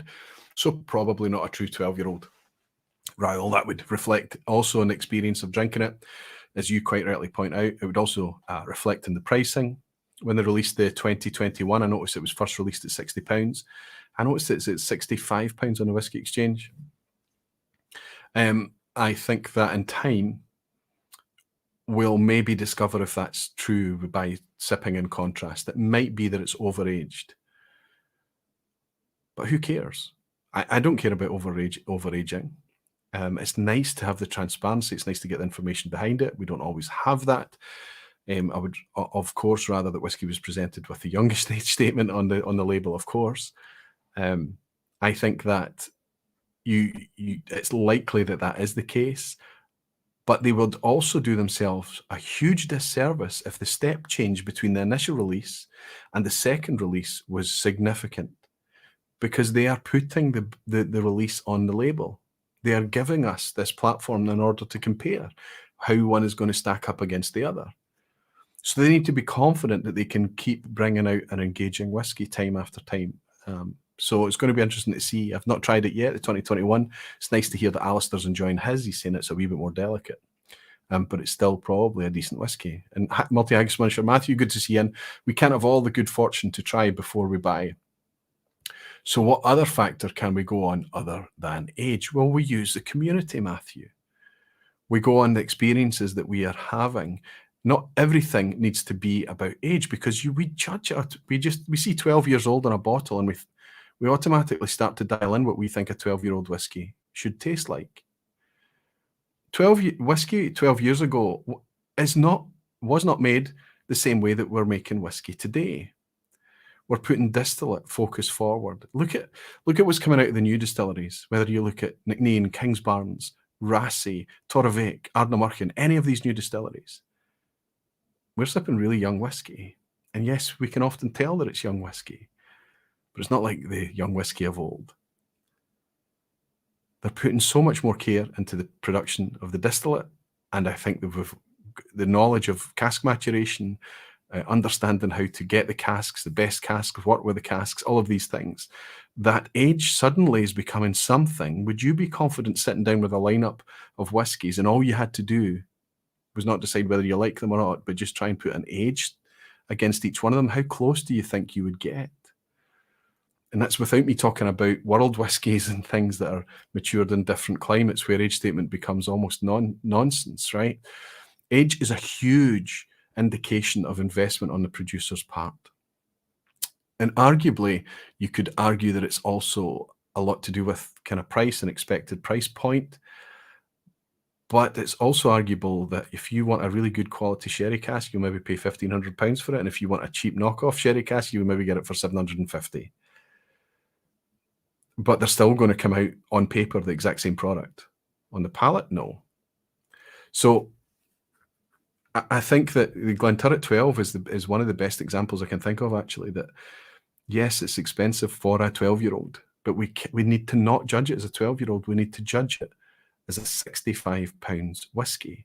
And in this situation, your point is perfect, that we cannot try before you buy, even at Kinnaird Head whiskey shop up there in Aberdeen, Matthew, the shop you run, fantastic. Maybe you do allow people to try it before they buy. But we work as a community. That's what we do. And you will be making friendships and connections in here right now with people that you trust, and you trust their opinion. And when they say that this is good, the previous recommendations have not let you down. And you can kind of have that bit more confidence about spending the money and knowing that even if you don't find your whiskey of the year, you're going to find something that's worthy. Rob Halford is saying, I remember asking you about the Glenturret cash grab. I'm glad the maiden bottle lived up to the price, but the 2021 range should have stuck to just European oak. So maybe you've got a chance to have tried that. You're feeling that there's a bit more. You're probably speaking about you have to be speaking about the 12-year-old because the triple wood is obviously the triple wood. It doesn't stick to European oak. The 15-year-old is different again. So you're probably reflecting that maybe there's a bit more American oak and the flavour profile has shifted significantly in the 2021 release. It's okay for it to change. We can see by looking at the label in an instant that it's not the one that we're after. In Service at Laugh, it's good to see Andreas is saying, I've fallen completely in love with Ardnamurchan. It's my definition of moorish. I would agree. And what's also interesting is that with the huge variation between the releases from Ardnamurchan, some of them, that mineral content that I love so much is really amped and it's really forward and obvious, and other ones are a bit softer, richer, rounder, toffier, more caramelly, more fruity, where it's a bit less so, but they are still compelling whiskies at 5-ish years old. I think they are so much better than so many 12-year-old whiskies out there, and that's fortunate because we're paying the same money, right? For it's £45 for Ardnamurchan. But we're driven by quality. Watchman 999, that's Greg is saying, I agree, Aquavite. Price drives a decision more than age statement these days for me. There are so many high-quality non-age statement whiskies out there now. And Ryan Sutherland is saying that the Bob Dalgarno effect is obvious. Sherry works really well with Glenturret, and I'm happy to pay for that. I think that is what we've worked out. And I think you're probably right, Ryan, that I don't have much recollection of any solid Glenturret experiences I've had where it's been an ex-bourbon, although I did enjoy some independent releases when it was peated, and it was worthy. But I think that get over the decanter, get over the luxury placement, pick carefully with Glenturret, but explore them softly, gently. If you find somebody you trust their palate, explore them confidently. I think I'm so glad to see Glenturret go from this to this, to the point that for the experience that's in the bottle, I'd be willing to pay. Well, it's not even worth trying to put a level on how much more I would pay for this, because I wouldn't buy this. Whereas here, I would consider treating myself. That's significant, I think. Got too many bottles kicking around here, far too many bottles. I'm starting to get, everything's getting in the way. I need more space in the vPub. I had Reb Mordecai dropping off some samples. He had a drive-by. Reb has been in touch with me and supporting me from virtually the first moment I went out there on YouTube. And what a star he is. Very outspoken guy, very knowledgeable guy, very opinionated, will share his opinion, but based on him doing significant hard work and research, and his knowledge is well founded. He dropped by some samples today, and he caught me in. Of course, I was supposed to be running around and panicking and getting ready for Texas and things, but he caught me in. And I said, come in, Reb, come in. And we spent a wee bit of time together. And he commented on how small this space was. Wow, I thought it was bigger than that. No, it's a tiny wee room.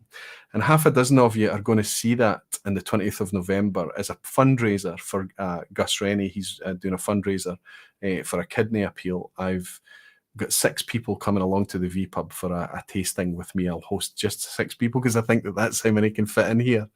And I'm really looking forward to that. So the 2 Bens that are coming along on the night, the 2 Glasgow Bottle Chasers, Sevi and Scott. Who else is coming to join? I forget Tom Scaramuzza. So I'm really looking forward to welcoming you all in here and having a nice wee night. And so more people get to realise just how wee a spot this is. And Jerry Miller is absolutely right on the money when he says never too many bottles, Roy. You're absolutely right. Tweedley's bought me a dram to say this. vPub epitomises what I call Whiskey Tube shortcuts, giving you educated information from enthusiasts and the community. Magic. Slant you to all.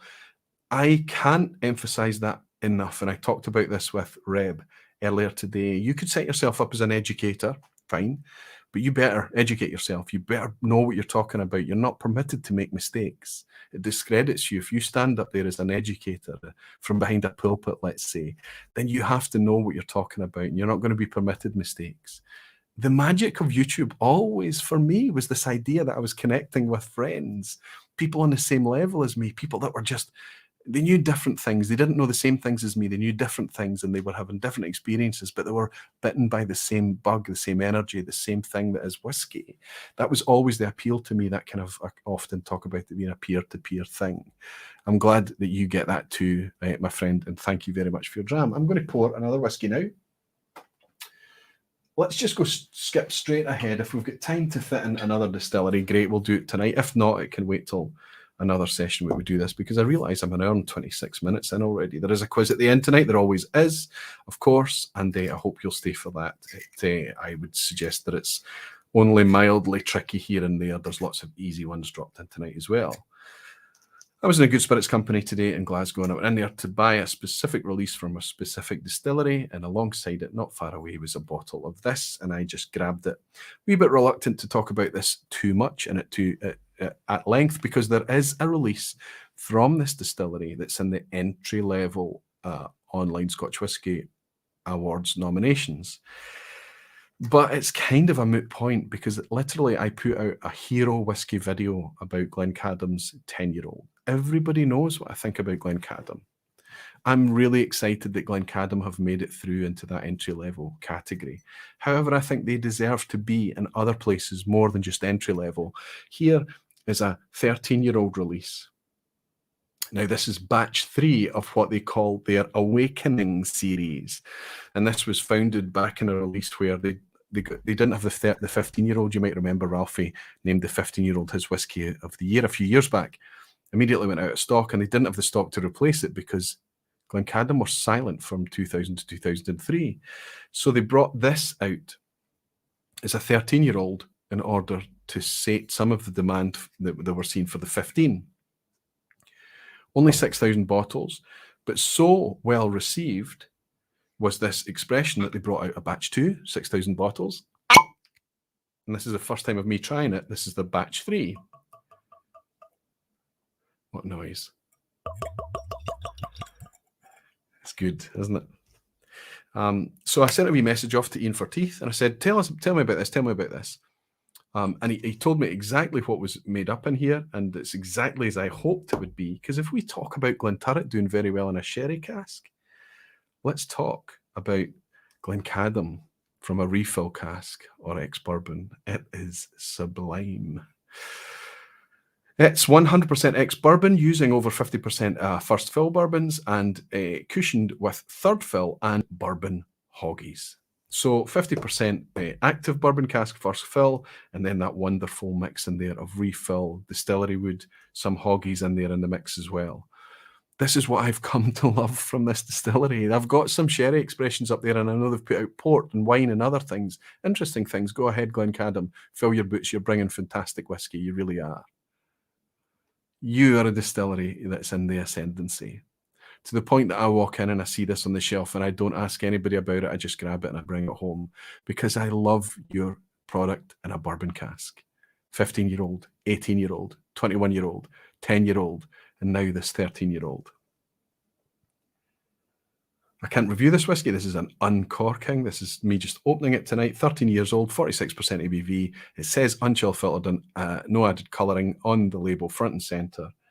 It's got this really old school kind of almost budget type presentation to the labeling and the marketing and things, which is probably why I didn't spend a lot of time looking at Glencadam for a while, if I'm honest.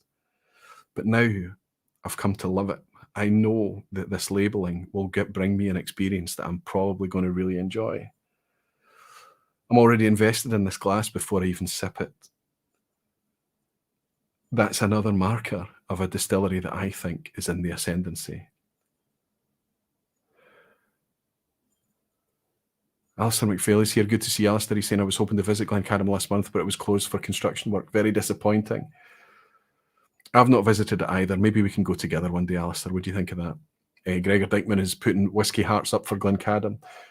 And Alice saying, Roy, can you help at all providing address details so I can send Bill a Glenturret 12 sample? Bill Monteith. Send me a wee email, whiskey@aquavitae.com, and if Bill's okay with it, I'll absolutely do that, no problem.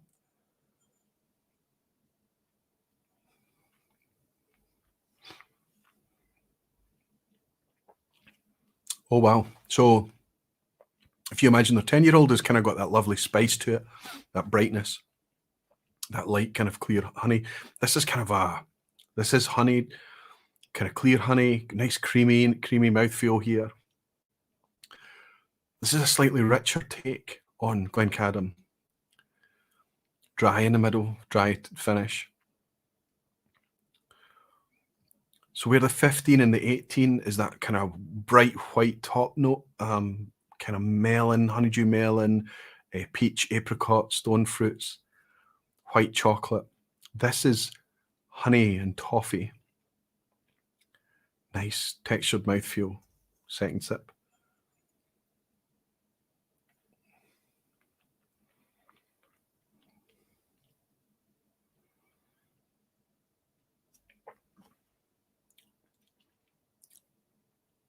A wee bit more oak in this.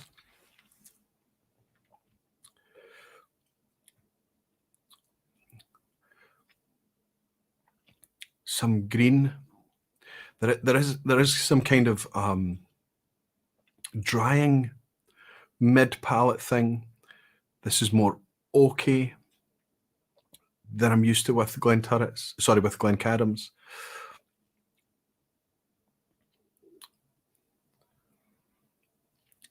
Richer, toffee.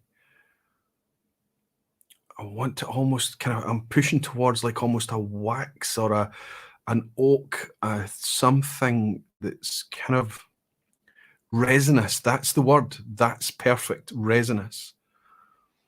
So the texture and the flavor combined gives this kind of resinous impression here.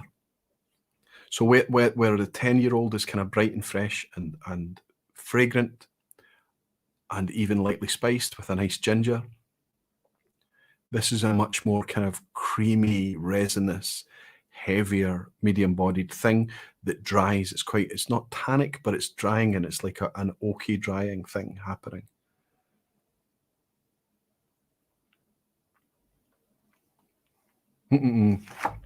Okay, softening now. Fruit popping a wee bit now. Orange, tangerine, light, bright, sweet, orange, citrus fruits. Not lemon, not lime. This is sweet. Citrus, treacle, that tobacco thing is coming back in again. This is why it's terrific to kind of have this neck pour experience. Usually it's a wee bit tight. You haven't got to know the whiskey. It's not fully opened up yet. And then sip by sip, as it just relaxes in the glass and you understand it a wee bit more and you communicate with it a wee bit more, it starts to reveal a wee bit more. And over time, put wee drops of water and play with it. Again, another cracking, easy. This was not expensive. This is a fully natural 13-year-old age statement here. All the boxes ticked on the label, and it was £50. Not expensive at all for this presentation of whiskey. And again, I'm going to be happy to put this alongside my rapidly growing Glencadam collection. And the reason that that's happened, much in the same way that I've got so many bottles of Loch Lomond up there, is that I believe it's one of these rising stars where the quality, availability is still in place. The flavour, you can't complain about it. And the price is still in check. And long may that continue. Another nice whiskey. Another nice release from quite honestly, one of my favourite distilleries to have discovered over the last couple of years. So glad to have them there. There's always more whiskey. And anybody that's been watching me for long enough, and I need to frame this, I've been talking about Glenturret tonight, sherry cask and things, but anybody knows me, if they've been watching for long enough now, my favourite style of whiskey is going to be ex-bourbon cask. It's going to be refill cask. It's going to be quieter on the cask. And if I do like a cask-rich, heavy, active cask whiskey, it tends to be a 1 or a 2 dram thing for me. It's not one that I'm going to kind of want to go back and make me want to taste more and more. I love the complexity, the subtlety, and the nuances that come out of ex-bourbon cask. Whether it's first fill, lightly used, or whether it's my sweet spot, I think, is refill cask.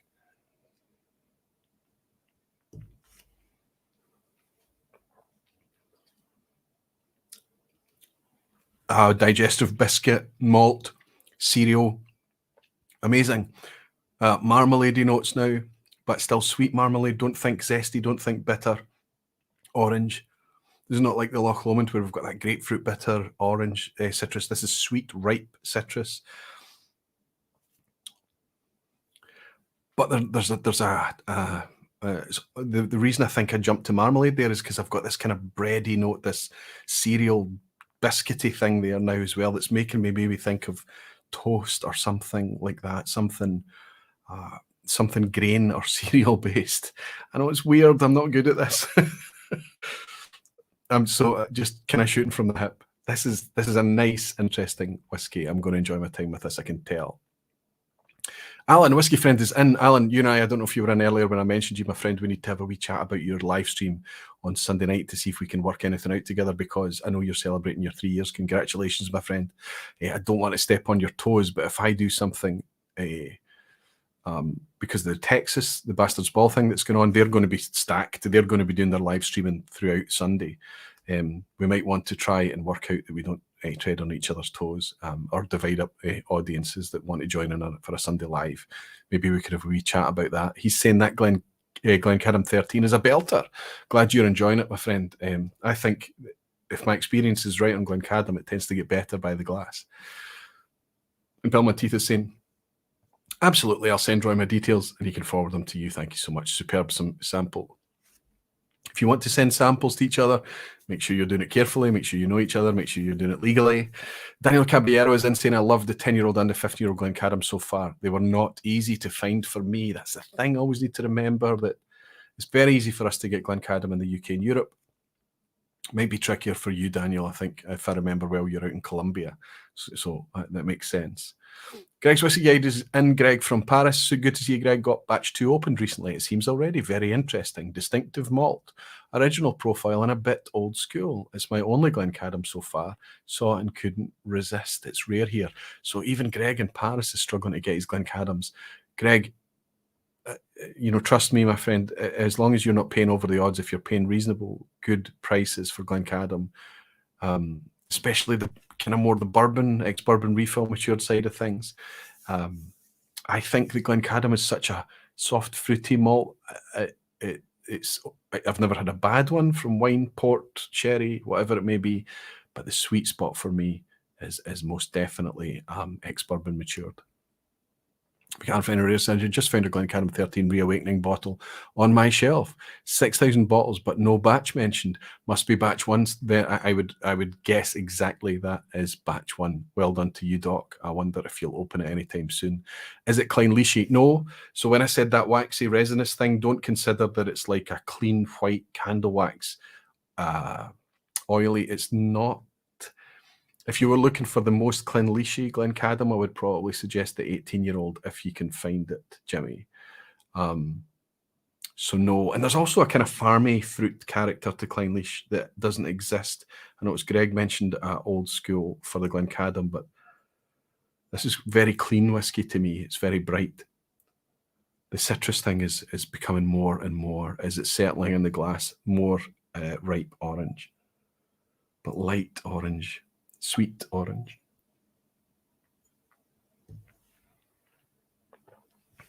And Alison, sorry if I missed.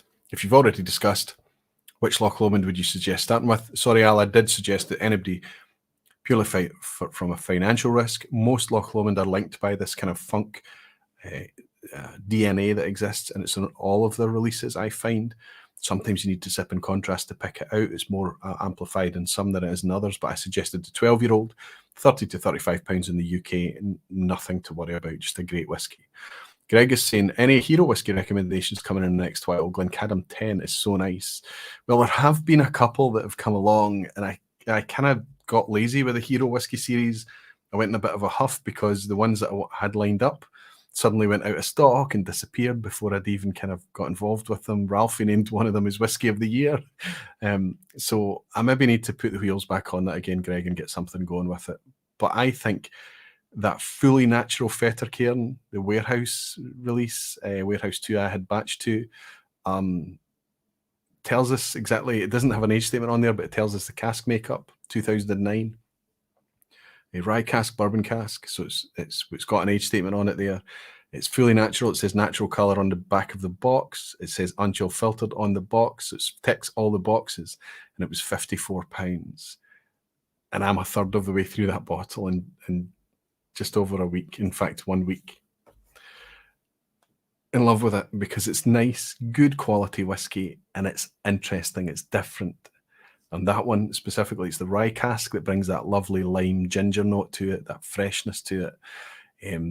I'm just so happy to have a Fettercairn that I genuinely love. And Falsgraf is saying, Roy, these are good tasting notes. Thank you, Falsgraf. I hope that you pick up a wee Glencadam and find it. Tweedley saying, pear drops on the Glencadam nose like the 10 pear drops.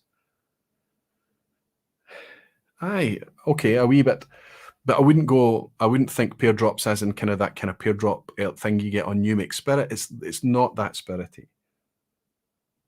But so think of orchard fruit now where I've been picking up this kind of ripe, sweet orange. Yes, there's a kind of apple, pear note, but not pear drops. I think that would suggest that the thing that you can sometimes get on a very spirity thing. Lucas is saying, Aguaviti, we want to see more hero whiskey. Bloody, I want to see more hero whiskey, Lucas. I want the industry to bring me more whiskey that I can hold up and say, this is fantastic. And that's kind of the whole theme of this vPub tonight, in a way. These kind of distilleries, these producers that are bringing things that are interesting to me. Let me start to wind things up a wee bit here. I'm going to finish on a Texas whiskey tonight, but I've got one that I want to mention to you first.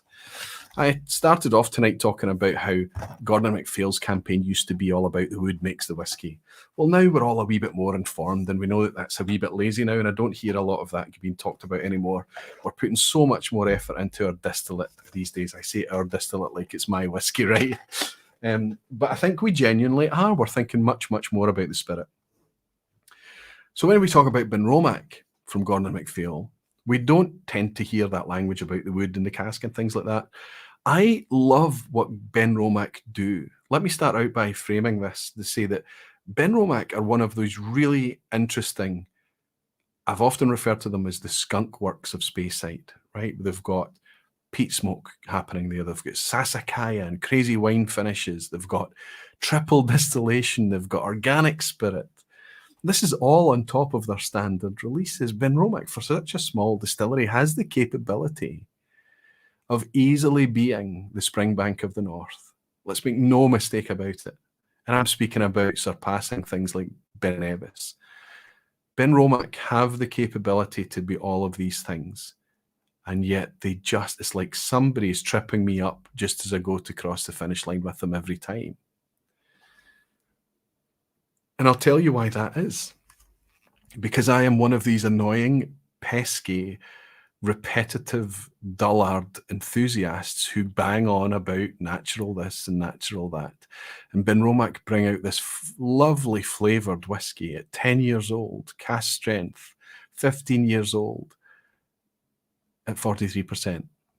Now, I cannot get people at Benromach to talk about chill filtration. They won't talk about it. Maybe they will talk about it. Sorry, I have not been able to. But it's interesting that Gordon and MacPhail have, not for their Discovery series, but for their distillery labels and for their Connoisseur's Choice, has moved to 46%. Again, they don't talk about chill filtration being the reason for that. Instead, they talk about it being in response to market demand. Superb, wonderful stuff. So when the rebranding for Benromach went to this kind of more Soviet-style rebranding, as we like to call it, the kind of red and white bold labeling, we got excited that Benromach would step up the range and go from 43 to 46%, and they didn't. The 10-year-old, 43%, the 15-year-old, 43%, 21-year-old, 43%. For how much? Fucking, come on, Benromach, we need to hold you up as a rising star. You can be that distillery. And I know that it's not my whiskey. I know that you're going to do it and you're going to run a business and you're going to do what you think's right. And I'm sure you're going to be super successful because you make wonderful whiskey. You really do. But it just could be perfect. It could be that whiskey that when Springbank is not on the shelf, Benromach is there. That's how high I hold your... I really think that it wouldn't take much for you to get there.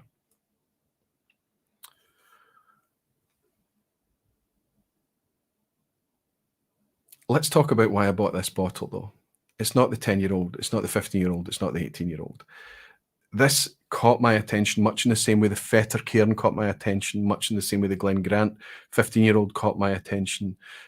Like so many whiskies that are doing this balancing act right now where they're saying, okay, let's do something a wee bit more natural, but let's not kind of throw the baby out with the bathwater and change our whole lineup. Let's try and do this. So first, I'll hold this up so you can see it clearly as I speak about it. This is one of their contrasts, but this is specifically their peat smoke release. Sherry cask matured. There is a peat smoke out there that's slightly different, but this is sherry cask matured. Now, at first glance, it looks like an unaged statement, but look at this. Down the bottom, perfect information. We've got distilled 2012, bottled 2021. So we can assume that it's either an 8 or a 9-year-old whiskey. Doesn't really matter which of that order. Fantastic. Let's look at the ABV here. 46% ABV. Superb. This is starting to look like the Benromach that we want to engage with. Do you want all the boxes ticked? Would you like them all ticked? There we go. Well done, Benromach. Suddenly your star is in the ascendancy here. Natural colour, non-chill filtered, written on the label. £50, it's a buy. I already know the flavour of Benromach. I already know that it's delicious whiskey, even at 43%. But if I sip it next to anything that's a wee bit more bolder, that's a wee bit more fuller, that's got higher ABV, it makes that really old school, traditional Benromach flavour profile just go a bit soft and a wee bit diluted for me. And it's always been the case. It's why I was drawn to the cask strength, or the 100 proof as it used to be. This is another uncorking. I'm not going to review this tonight. Benromach, one of those distilleries that could really just be a gem. Just go all out, make it all natural, be that thing.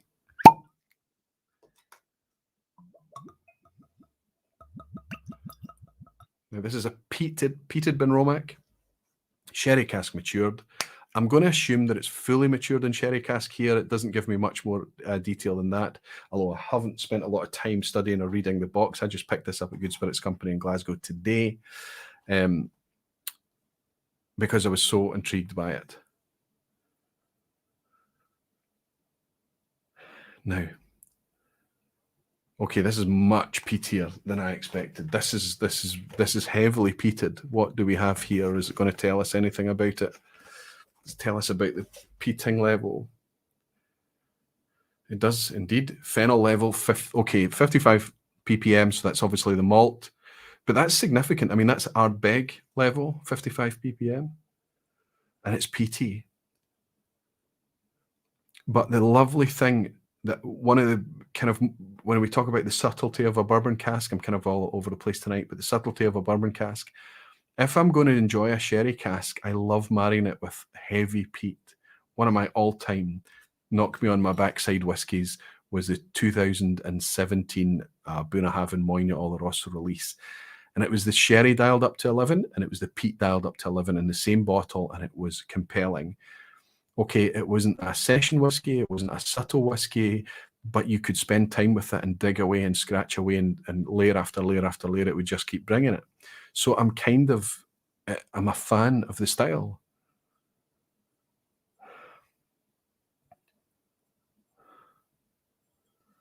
Lucas is saying Benromach 43% is just crazy. I agree. I think I've missed some drams while I've been ranting on there. Let's make sure I don't miss any of that. I can come back for these. Oh, here we go. Alice bought me Roy. Shame we didn't get a chance to meet at the Bonaccord last month, so I could buy your dram. Hope we get a chance to get again soon.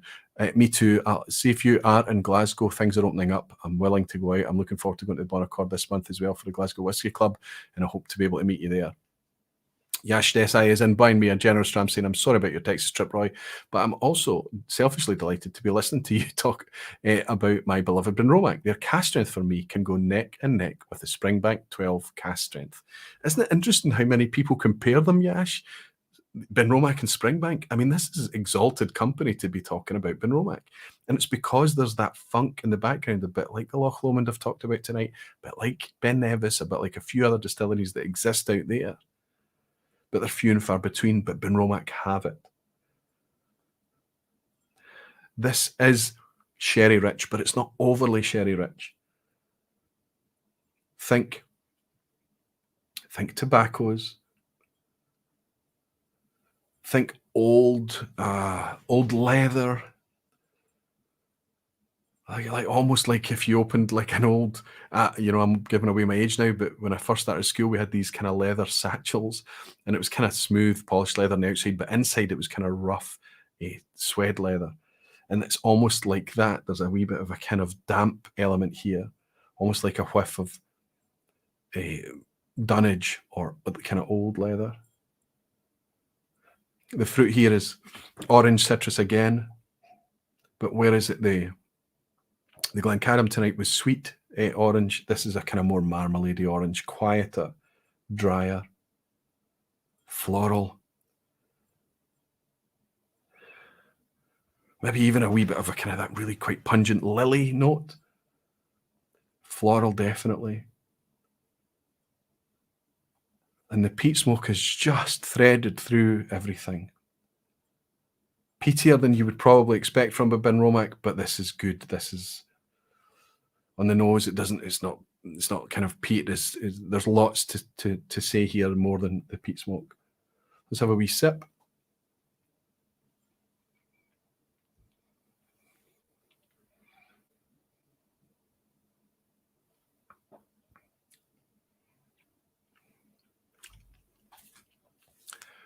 This is an uncorking. This is a neck pour.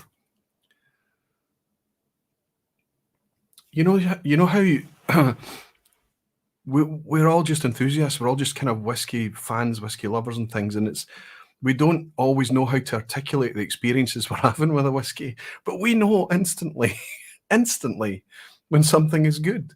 We just know.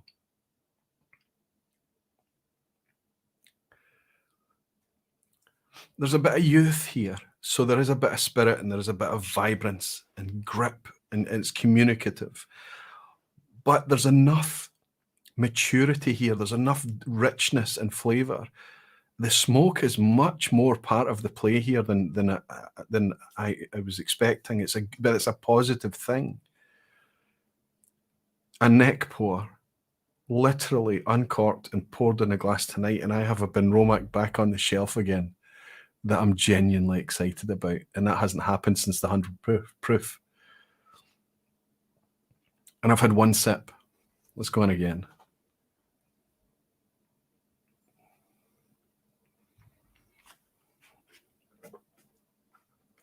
Oh, just terrific. Oh my goodness. So if you remember the old Ugadals, Ardbeg Ugadals, not quite the same thing, but the fruity, rich sherry that the original Ugadals brought 10 years ago, that's the fruit in this. It's not as high ABV, it's not as spiced as an Ugadal, it's not as sooty and smoky. It doesn't have quite that same impact. This is a much more delicate, this is a much more rounded citrus smoke.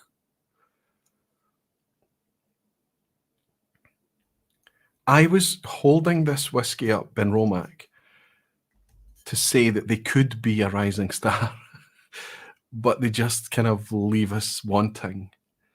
And then they go and bring out this, and I am silenced. I have to just admit that this is what we've been missing.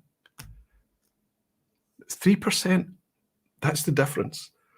But that 3% gives them the ability to not chill filter it, take away that sense of being slightly played with, that sense of slightly watered, to bring in this lovely, rounded, communicative thing at 8 or 9 years old.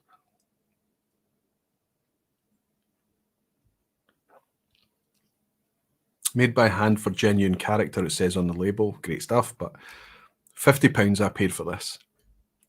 I am going to go out and replace this, because I know so many people that would pick this up and purr like whiskey-filled kittens on this whiskey.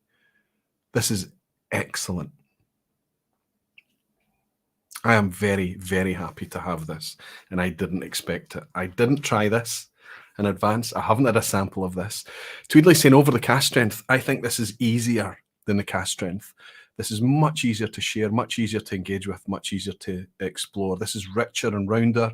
Quite surprised how the peat is so in with the fruit is together. It's not sitting on top. It's not fighting. It's part of the thing.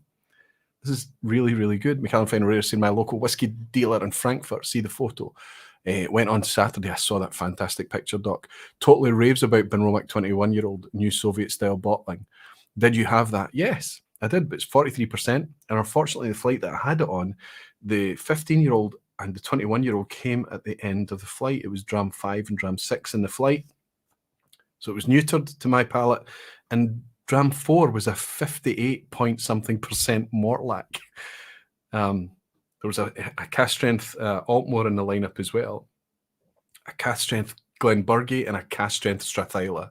So drams 1, 2, 3, and 4 were these big cast strength monsters, and then they finished just simply because they had peat in the mix on the 15 and 21-year-old Benromachs, and it was, I mean, these are flavorful, fruity whiskies with their own distinctive character, but they were left neutered and watered down. And arguably, I would even say that there's a good case that the 15-year-old was preferable over the 21-year-old on that flight that night. But I can see why people would get excited about Benromach, because it's really good whiskey. Red Mordecai is in saying, all settled in and watching live. Reb, I very much enjoyed seeing you face to face today. That was such a treat after the last 2 years of brutality.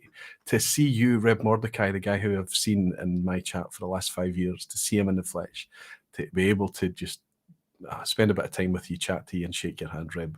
What a privilege, and I'm glad that you're down and home safe. Jimmy Legg, Benromach always seems like a whiskey that's produced by people, not computers. They certainly write that on the label, don't they, Jimmy? Graham Fraser saying it's going to be interesting to see how G&M are going to differentiate Benromach from the new Cairn Distillery whiskey. I think the whiskey will probably take care of itself, Graham. I don't think it's going to end up being the same, despite what they might try there. There's that element of they don't often know what brings the character in whiskey. Benromach being the case in point, it's got very distinctive funk to it. And Greg's Whisky Guide is saying, oh, interesting, Agavite. I even knew the Ugadal 2005 release. It was launched in 2003. It was a shock for me at that time. Super sticky smoke, like they don't do now, too civilized. This is not sticky, but it's a richer sherry experience. It's funny that it made me think of the original Ugadal. Not the original. I came to even much later than you did, Greg.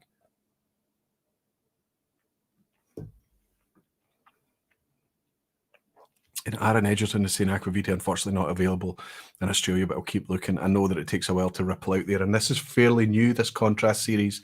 I saw the contrast peat smoke and I saw the contrast sherry cask matured peat smoke is the one I went for. Tweedley saying, I'm putting bottles in my cart here.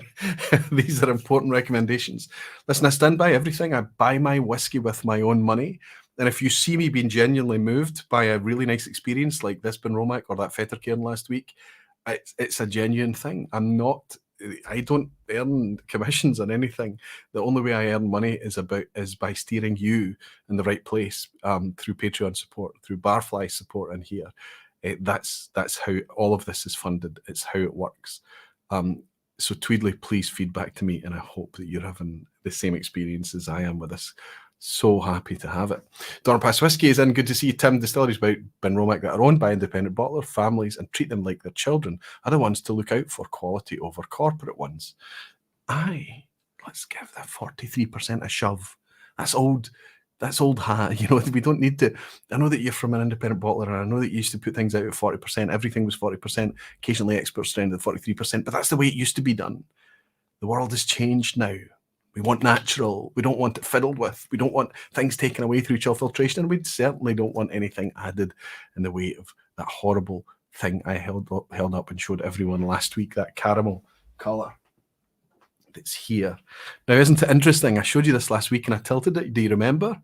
Look at the staining on the bottle. Can you see that clear line down there? If I put something white behind this, you're going to see it even better. Let me get something white. Look at that line straight down there. And that's how you can see. It's been like this for a week, and you can see the way it was lying last week when I had it up. Has left the staining there. Sorry, it should be like this. So this is it's not nice stuff. I mean, I don't want to kind of labour it. We've kicked that dog to death, right? We should not be putting this in the whiskey. So to see Benromach putting this on the label, natural colour, thank you so much. Non-chill filtered, 46%. No age statement, that doesn't matter, we don't care, because they're telling us that it was distilled in 2012 and bottled in 2021. So it's like a vintage, that's enough for us. This is beautiful whiskey, which is the most important thing, and it's £50 for a naturally presented, delicious whiskey. Sherry and peat in the same bottle for 50 quid. Benromach could easily be a Springbank of the North, easily. And I would love to see it. Lucas, stop it, Roy. We don't want to see that. That's right. I know it's bog and it's horrible. Yash Desai is saying Graham Fraser, Aquavita. Gina mentioned at the Spirit of Speyside Festival in May that they want the new Distilleries character to be very different from Benromach. That makes sense. Which makes sense to me, says Yash. Absolutely. Andrew Pierce is saying, I see Tomatin have just released a 16-year-old Sauterne cask finish. A little pricey, but good to see them putting out more stuff at 46%. We need more, but at least it's something. So we don't want to be too. I mean, Tomatin has a very, very established customer base, 40%, 43%, right across the range. Special editions come out. The 14-year-old comes out naturally presented, 46% ABV. So they're doing this thing where they're exploring. If we can show Angus Dundee that Glencadam will succeed, and we hold it highly, and we love the stuff and we buy the stuff, that will encourage more Tomatin to come out at natural presentation. I'm convinced of that. Would be amazing to see. Listen, in solidarity with all the people, all the smiles that I will miss in Texas, all the hugs and all the handshakes and all the fellowship and just good, honest people, whiskey fun that I'm going to miss in Texas. I'm going to have a dram of a Texas whiskey. I'm going to hold one up. I won't drink that. And I'll drink another one before we go into the quiz at the end. Because when I talk about things in the ascendancy. And when we talk about malt whisky distilleries or producers in the ascendancy, we don't just need to look at Scotch whisky. We can look at the competition that Scotland will see, that Ireland will see, that all the established whisky producing nations will see in the future. From the rising stars that are on the horizon right now, today in 2021, there are people galloping over that horizon towards us, bringing fantastic stuff. None of them are bringing 40% diluted, coloured, mass market nonsense. They're bringing natural product, and they're being celebrated for it. They're bringing compelling product, densely flavoured product, interesting product, and we are paying money for it. I'm going to hold up Balcones, a Texas whiskey. I did mention it's going to be in solidarity tonight. And before you shake your head and say, oh, come on, Balcones. We can't buy Balcones. It's expensive. It's young. I walked into the Good Spirits Company in Glasgow today and I saw a Texas pot still bourbon whiskey, naturally presented, less than £50.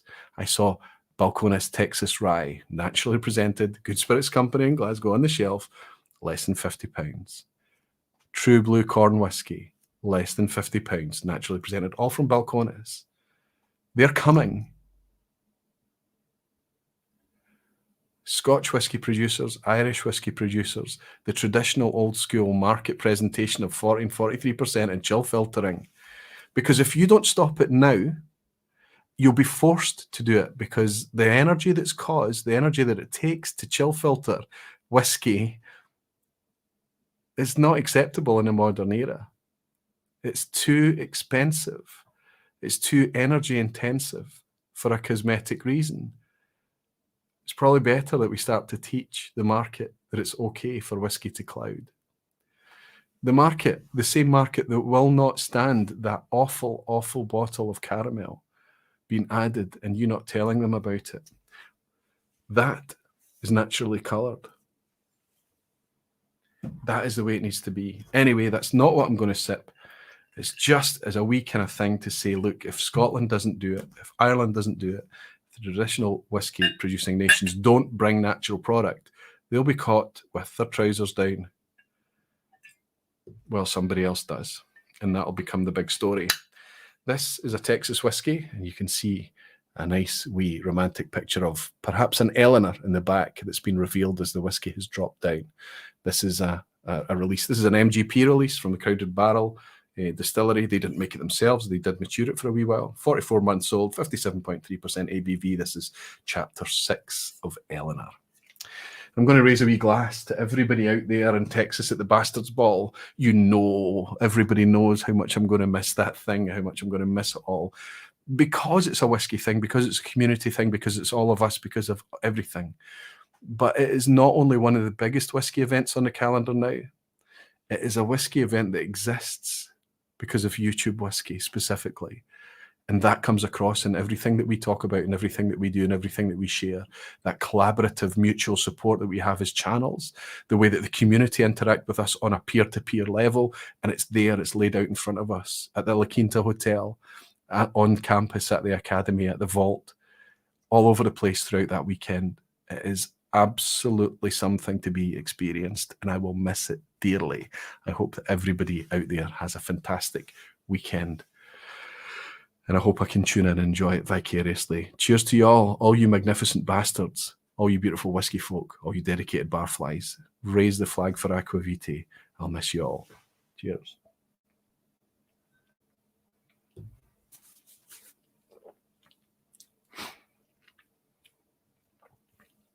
And we end up back on that lovely, spiced, rich caramel and toffee.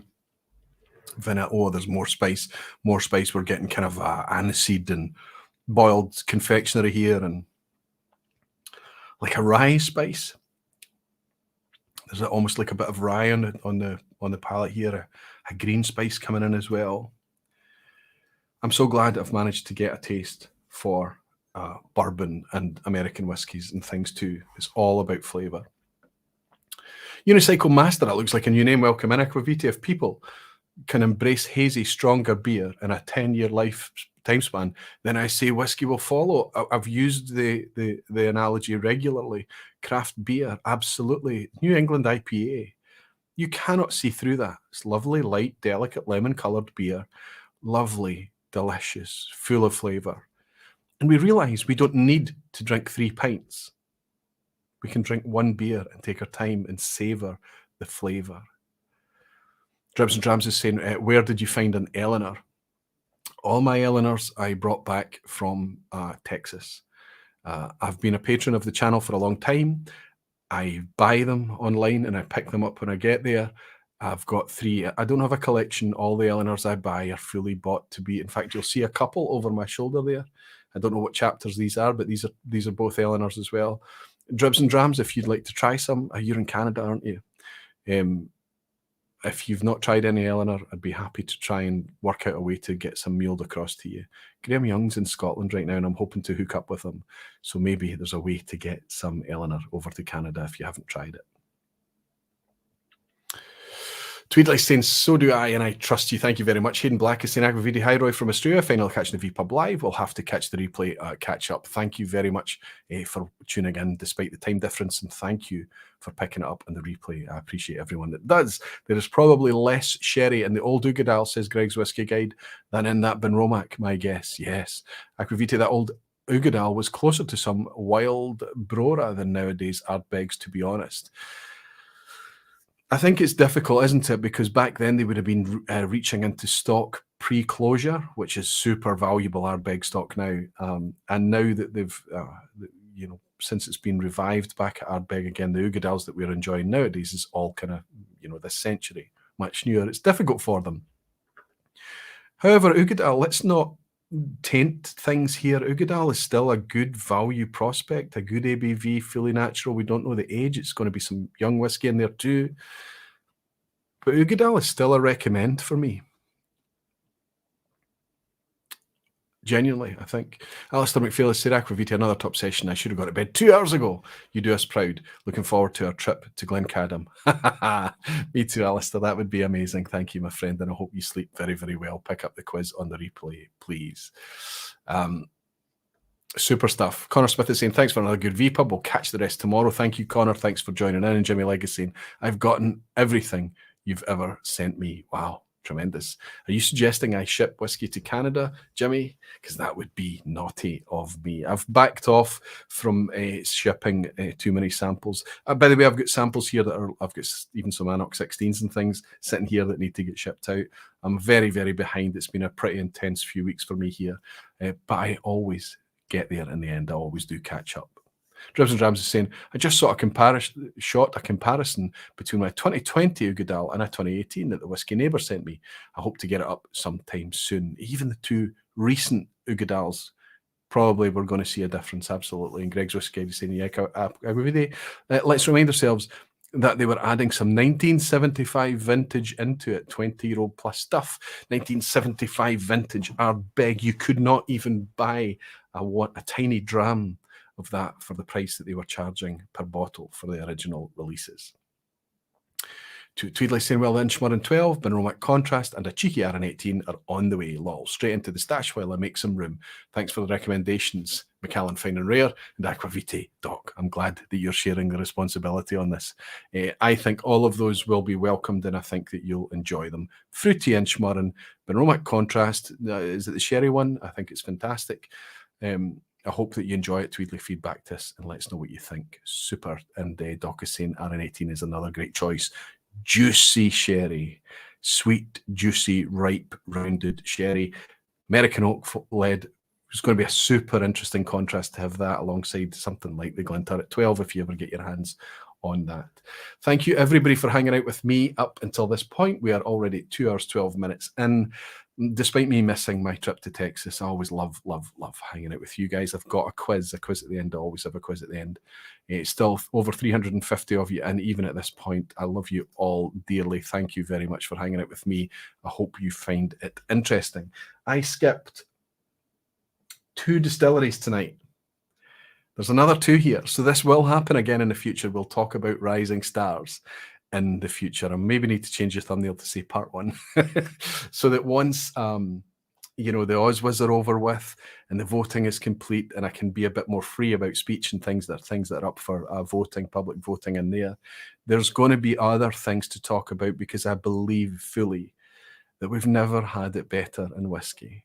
Honest, we just need to try to work with everyone to make them realize that please don't charge what the market will stand. Charge what we are willing to pay today and next year and beyond. We'll pay the premium for natural presentation. We'll pay you more, but don't fleece us. You know, don't make us feel like cheated. Make the experience in the glass mean that we don't care about the extra 10, 12, 15 pounds because we can taste where that money has gone. Make it about that. And you will have people hanging on to your brand like people hang on to Springbank and Kilkerran today. And that doesn't go away. That loyalty stays for a long time. Whiskey is more than just a nice thing to own. Whiskey is an emotional experience, and it means a lot to people. Please hang around, stay for the quiz at the end. Multiple choice, as always. There's a few tricky questions. There is a banana skin. There's maybe an ass hat, but there are a few easy ones as well. 10 questions, all multiple choice. You only need 5 as a pass mark, and it should be good fun. It's fully optional if you don't want to share your score, but if you do, hang around with us and stay till the end. Alistair McPhail is saying, when's your next recycled review, Roy? Well, Reb Mordecai was in today, and he probably spotted out the corner of his eye all the empty bottles gathering in the corner of my room. I think the next recycled review will be a lot quicker than the last one. Will I get away with saying that, Alistair? Is that okay? Graham Fraser is saying, good to see a new distillery inaugural release bottlings, often priced well, like the new Clydeside. We won't say more about that right now, Graham, and you'll see why in a minute. Greg's Whiskey Guide is saying, nice preaching tonight, Roy. Greg, I'm looking forward to the day that you and I can raise a wee glass too as well. It feel very familiar to me, I'm sure. Jerry Miller, give me a reason to drink more. Time to fail to get a 10 again. It will happen one day for you, Jerry. And First of all, Whiskey Phil, you still here. Great vPub as always, Roy. Got to get back to work. Cheers, you star. So many of you, I know I'm going to get a chance to have the same experience I've had over in Texas and hang out with you. And maybe we have to have a gathering in Scotland. I think that's what's going to happen. Okay, everyone, let me pull up this quiz. Quiz at the end.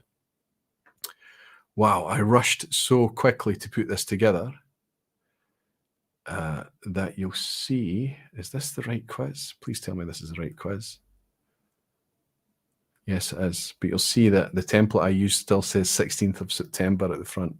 So I did rush to put this together. I apologize, but believe me, it's not the 16th of September. We are very much on we started on the 14th of October. If you're watching in the UK, it's now the 15th of October. Thanks for hanging out with me till the end.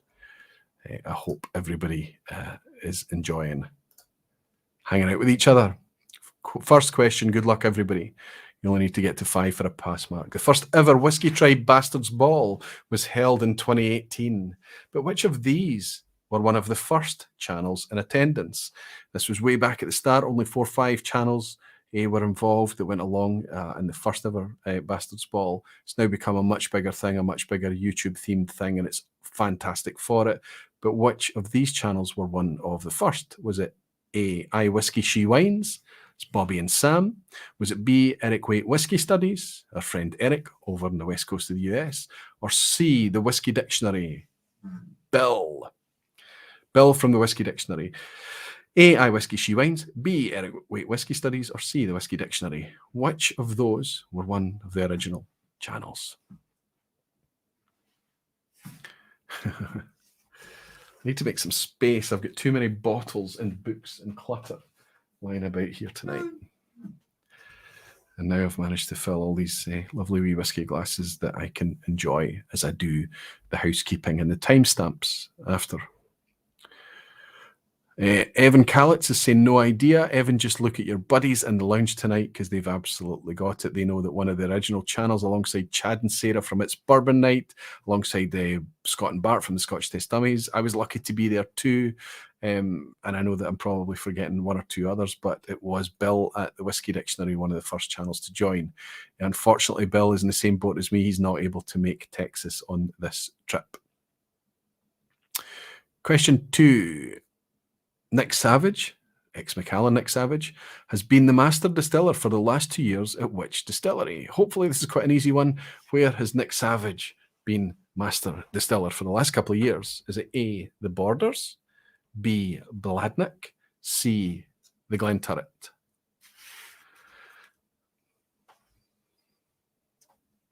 Nick Savage, ex-Macallan.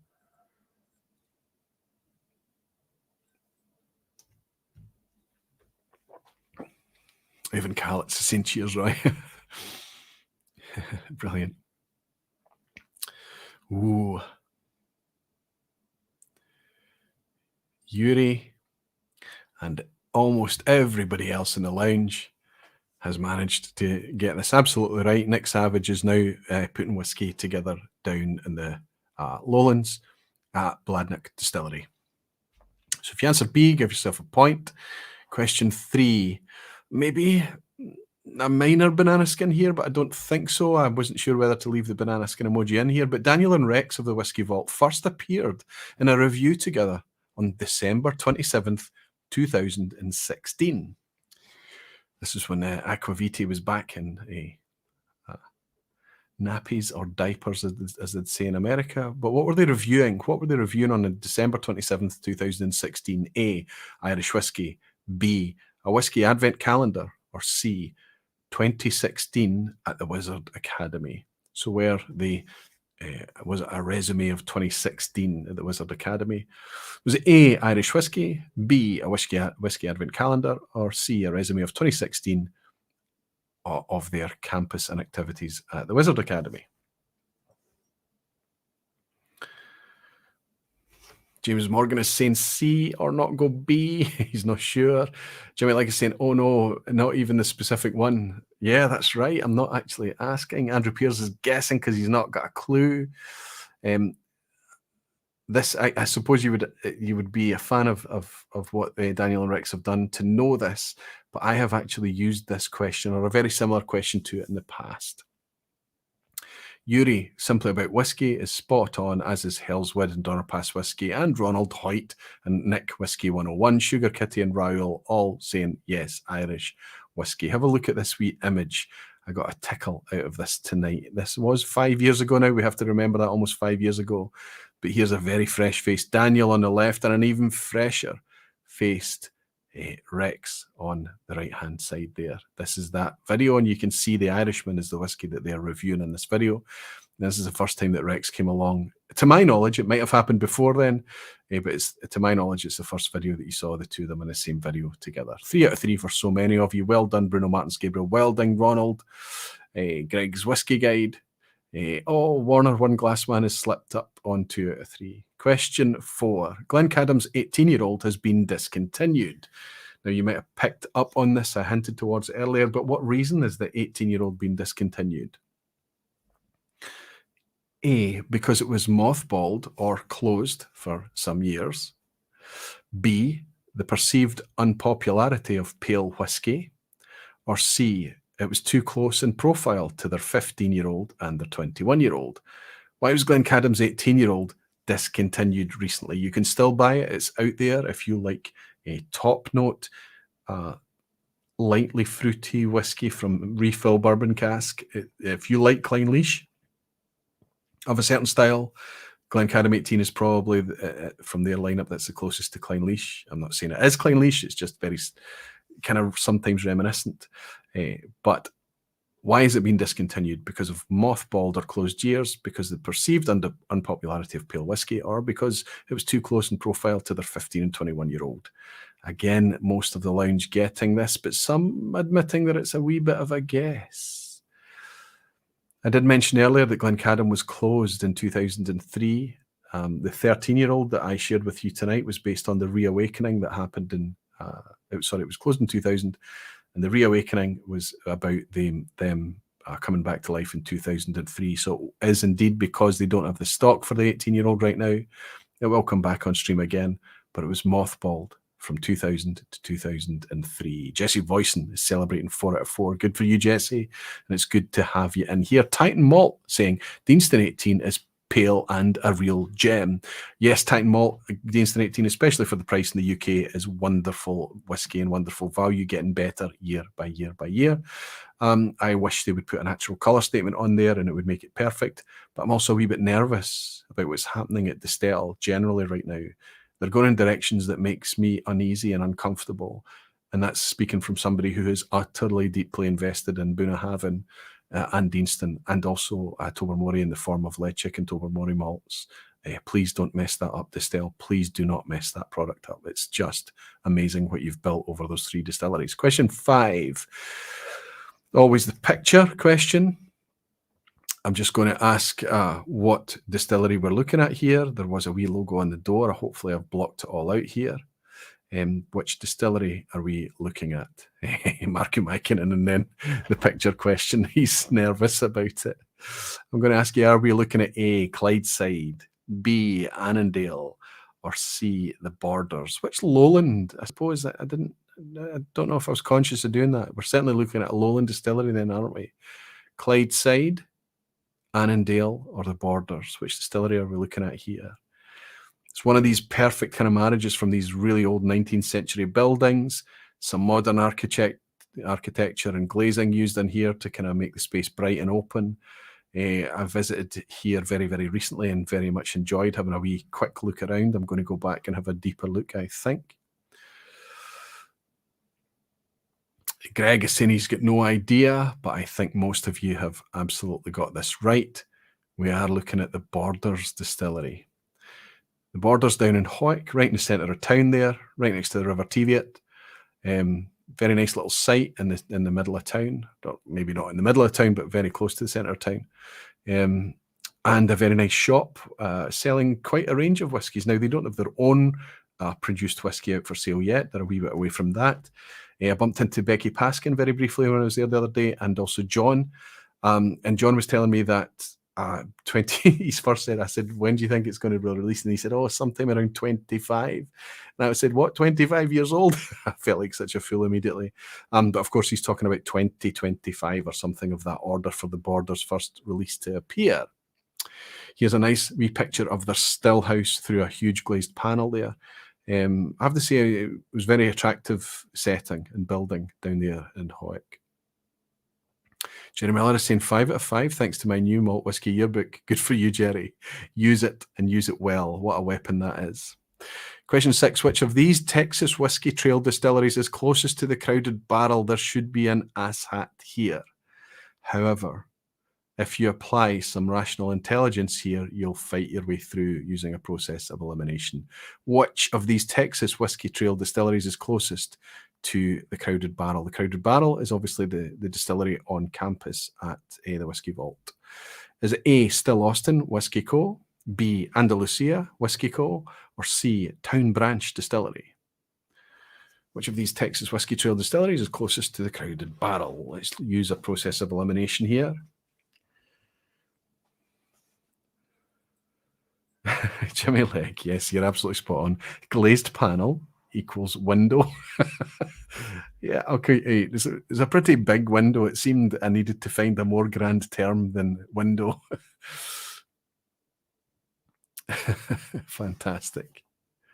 Greg Watchman is saying, I'm out. Thanks for the great gathering, Aquaviti. There will be another's Bastard's Ball, I'm sure. Maybe, Greg, I'll get to meet you down there if it happens. I think you're in Canada, aren't you? So maybe we can get a chance to meet there. You never know.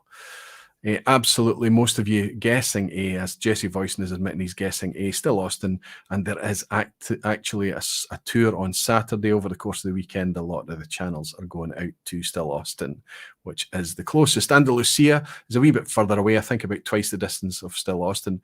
And Town Branch Distillery is actually a Kentucky malt distillery, nowhere close to Texas at all. And I don't know how many people would have known that to discount it, to make it a 50-50, but the answer I was looking for, only about 10 or 12 miles away, Still Austin, very close by. Lots of people on a pass mark already. Well done, everybody, celebrating their 5 and 6 out of 6. Steve Atkins is even saying yay. And Titan Malt saying Andalusia is in a Spanish province. In fact, the one that has the sherry DOC. Okay, you're talking about Andalusia in Spain as opposed to Andalusia distillery in Texas. Absolutely. Absolutely. Question 7. Which distillery is due to release its much anticipated first release tomorrow on October 15th? Anybody watching Graham Fraser's comments earlier would have already picked this up. What are we expecting to drop tomorrow? Much anticipated. Is it the first release from A. Ballindalach Distillery in Speyside, B. Aberargie Distillery in, well, they're the Lowlands, and C. the Clydeside Distillery, also in the Lowlands? Not much of a time lag tonight, I'm noticing.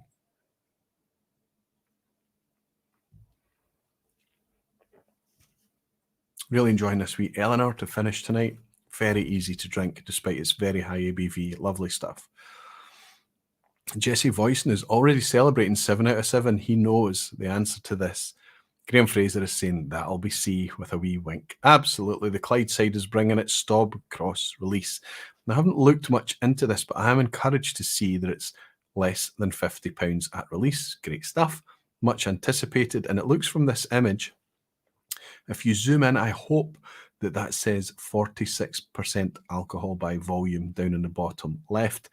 I really hope that it is. I hope that it's a naturally presented whiskey. If it is, I'll be buying as many as they'll allow me to buy, because this, along with the Glasgow distillery out in Hillington, this is the second distillate to be made in Glasgow. So that renaissance of whiskey making again in Glasgow. Fantastic stuff. I've only ever tried the new make from Clydeside up until now, so I'm really excited to try this.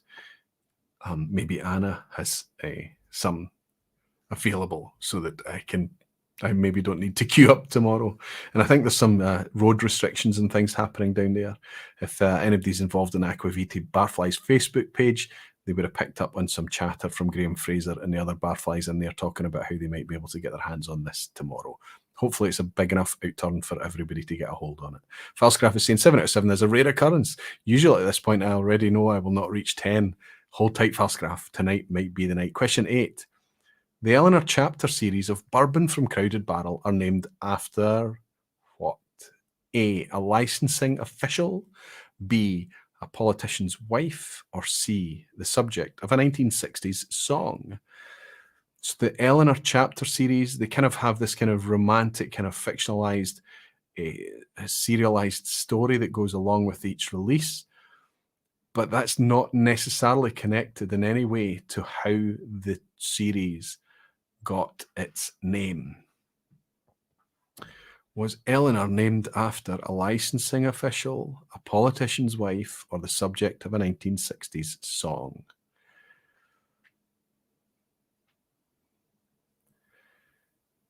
Alistair McPhail is saying, as a Ouija evangelist, I guess I should ask a mate to grab one.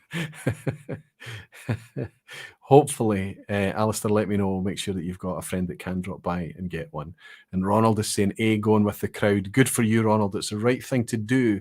But it almost didn't exist, and it came down to the approval and a signature from a local licensing official, and they joked at the time that if they got the approval coming through, that they would name the whiskey after this licensing official, and that's exactly what they did. I think it's a great story. I would like to know more details about it, but that's how the Eleanor Chapter series got its name. Well done, everybody. Jesse Voicen, Jimmy Legg on 8 out of 8, as well as Hell's Wood, Whiskey with Molly Ben, Jimmy Jazz on 8 as well. Fantastic, good scoring. Bruno Martins in Portugal, superb. Matt69 on 6. Sorry, Matt, it slipped up a wee bit, but still a strong score, as well as a 7 from Service Alafis. And Falsgraf on 8, along as Marco Mikinen as well. Graham Fraser, superb. Graham Fraser admitting, thanks, crowd. That's okay. You can use the community to help you along at the quiz at the end. You're always learning. The Malt Whisky Yearbook 2022 is which edition in the series? How long has the Malt Whisky Yearbook been going? Now, you might have seen me refer to one of the earlier examples to give you a bit of a help on this.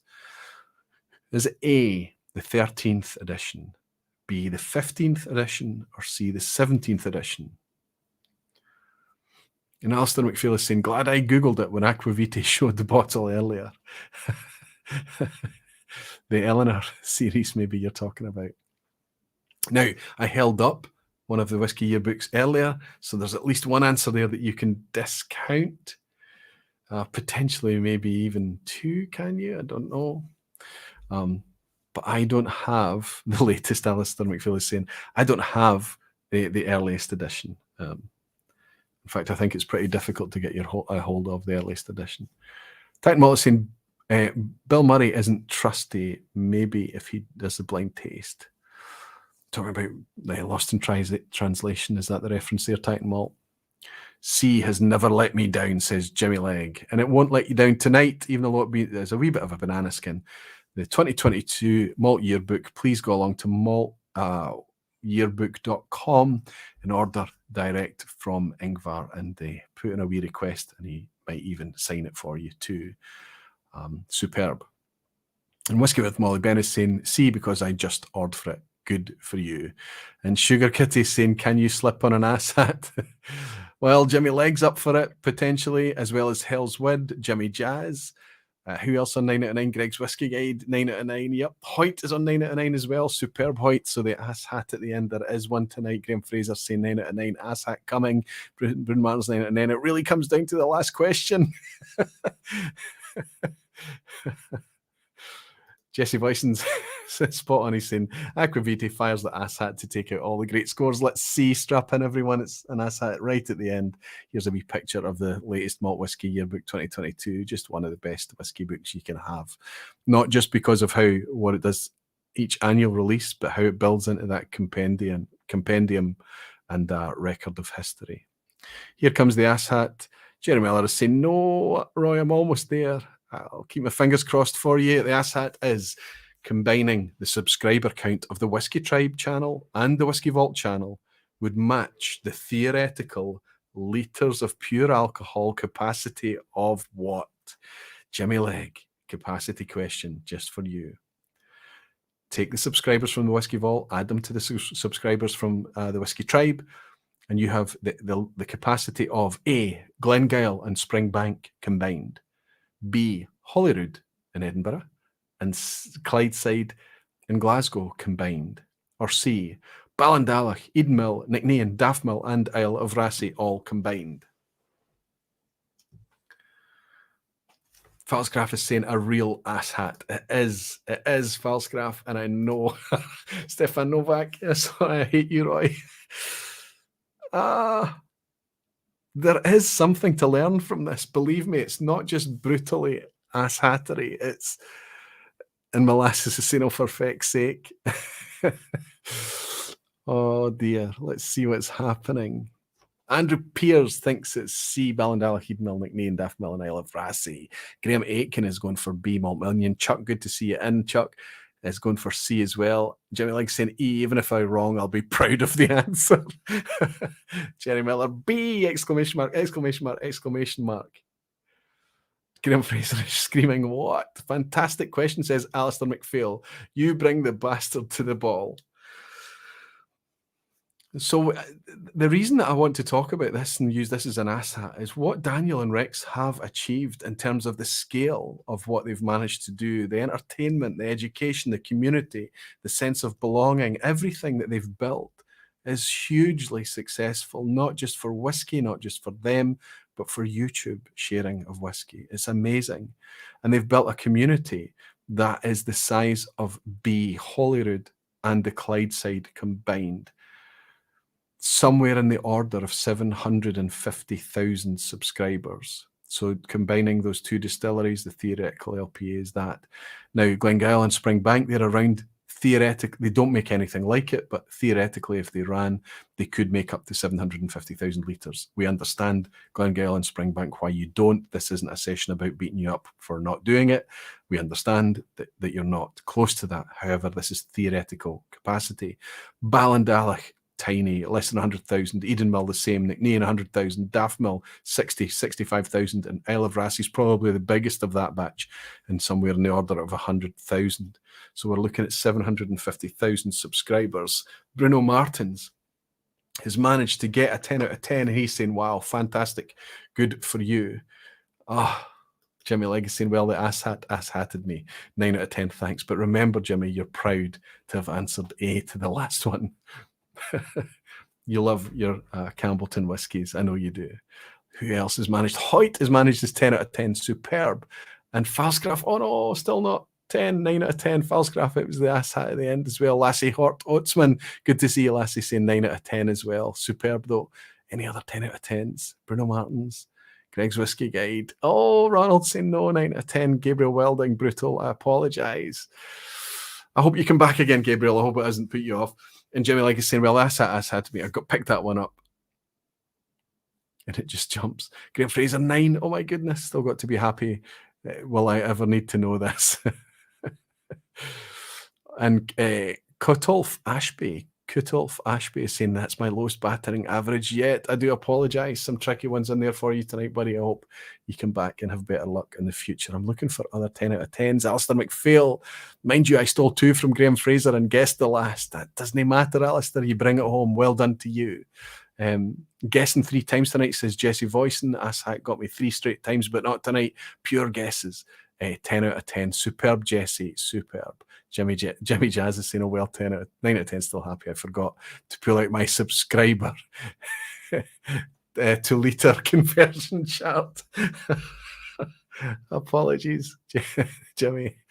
Hillswood is saying, did for my 10 out of 10. Superb. Happy with a 9 out of 10. Oh, no, she did the Asshat got her as well. Great chilled vPub at Slantia. Finally, so happy. Roy says, Jerry Miller, where's my wife? We're going out to dinner. 10 out of 10. Scotch on the bio, Leanne is saying, lol, talk to text doesn't always work. Listen, I'm way, way happier than I expected to be tonight. I'm really super sad about not getting to hang out with everyone over there in Austin this weekend. C'est la vie. It's just the way it is. So pragmatism is fully kicked in. And you have been a tonic again tonight. I love hanging out with you. I love that I've managed to make it a full vPub tonight. And we're knocking on for 2 hours, 40 minutes. I've had great fun. You've clearly put a smile on my face. And I'm feeling very content and happy. Thank you for that. Next week, well, we have to work it out because everything is kind of up in the air. I don't know what to tell you is going to happen next week, but there will be a vPub. There will be something. And I hope that I can welcome in so many of you. It's still saying 357 in. That needs refreshed because that can't be right. Aye, okay, that's more like 183. There's no way there would be that many in after a brutal quiz like that at the end. But thank you all so much for hanging out with me. Thank you for being here till the end. Thank you for putting a big, big smile on my face. I look forward to hanging out with you, whatever the theme is for next week. And until then, I'll raise this glass of Eleanor and I'll say thank you all, dear whiskey folk. You're very dearly loved. I hope you don't hate me for the quiz. And I look forward to hanging out with you next week. Until then, Slanchivara.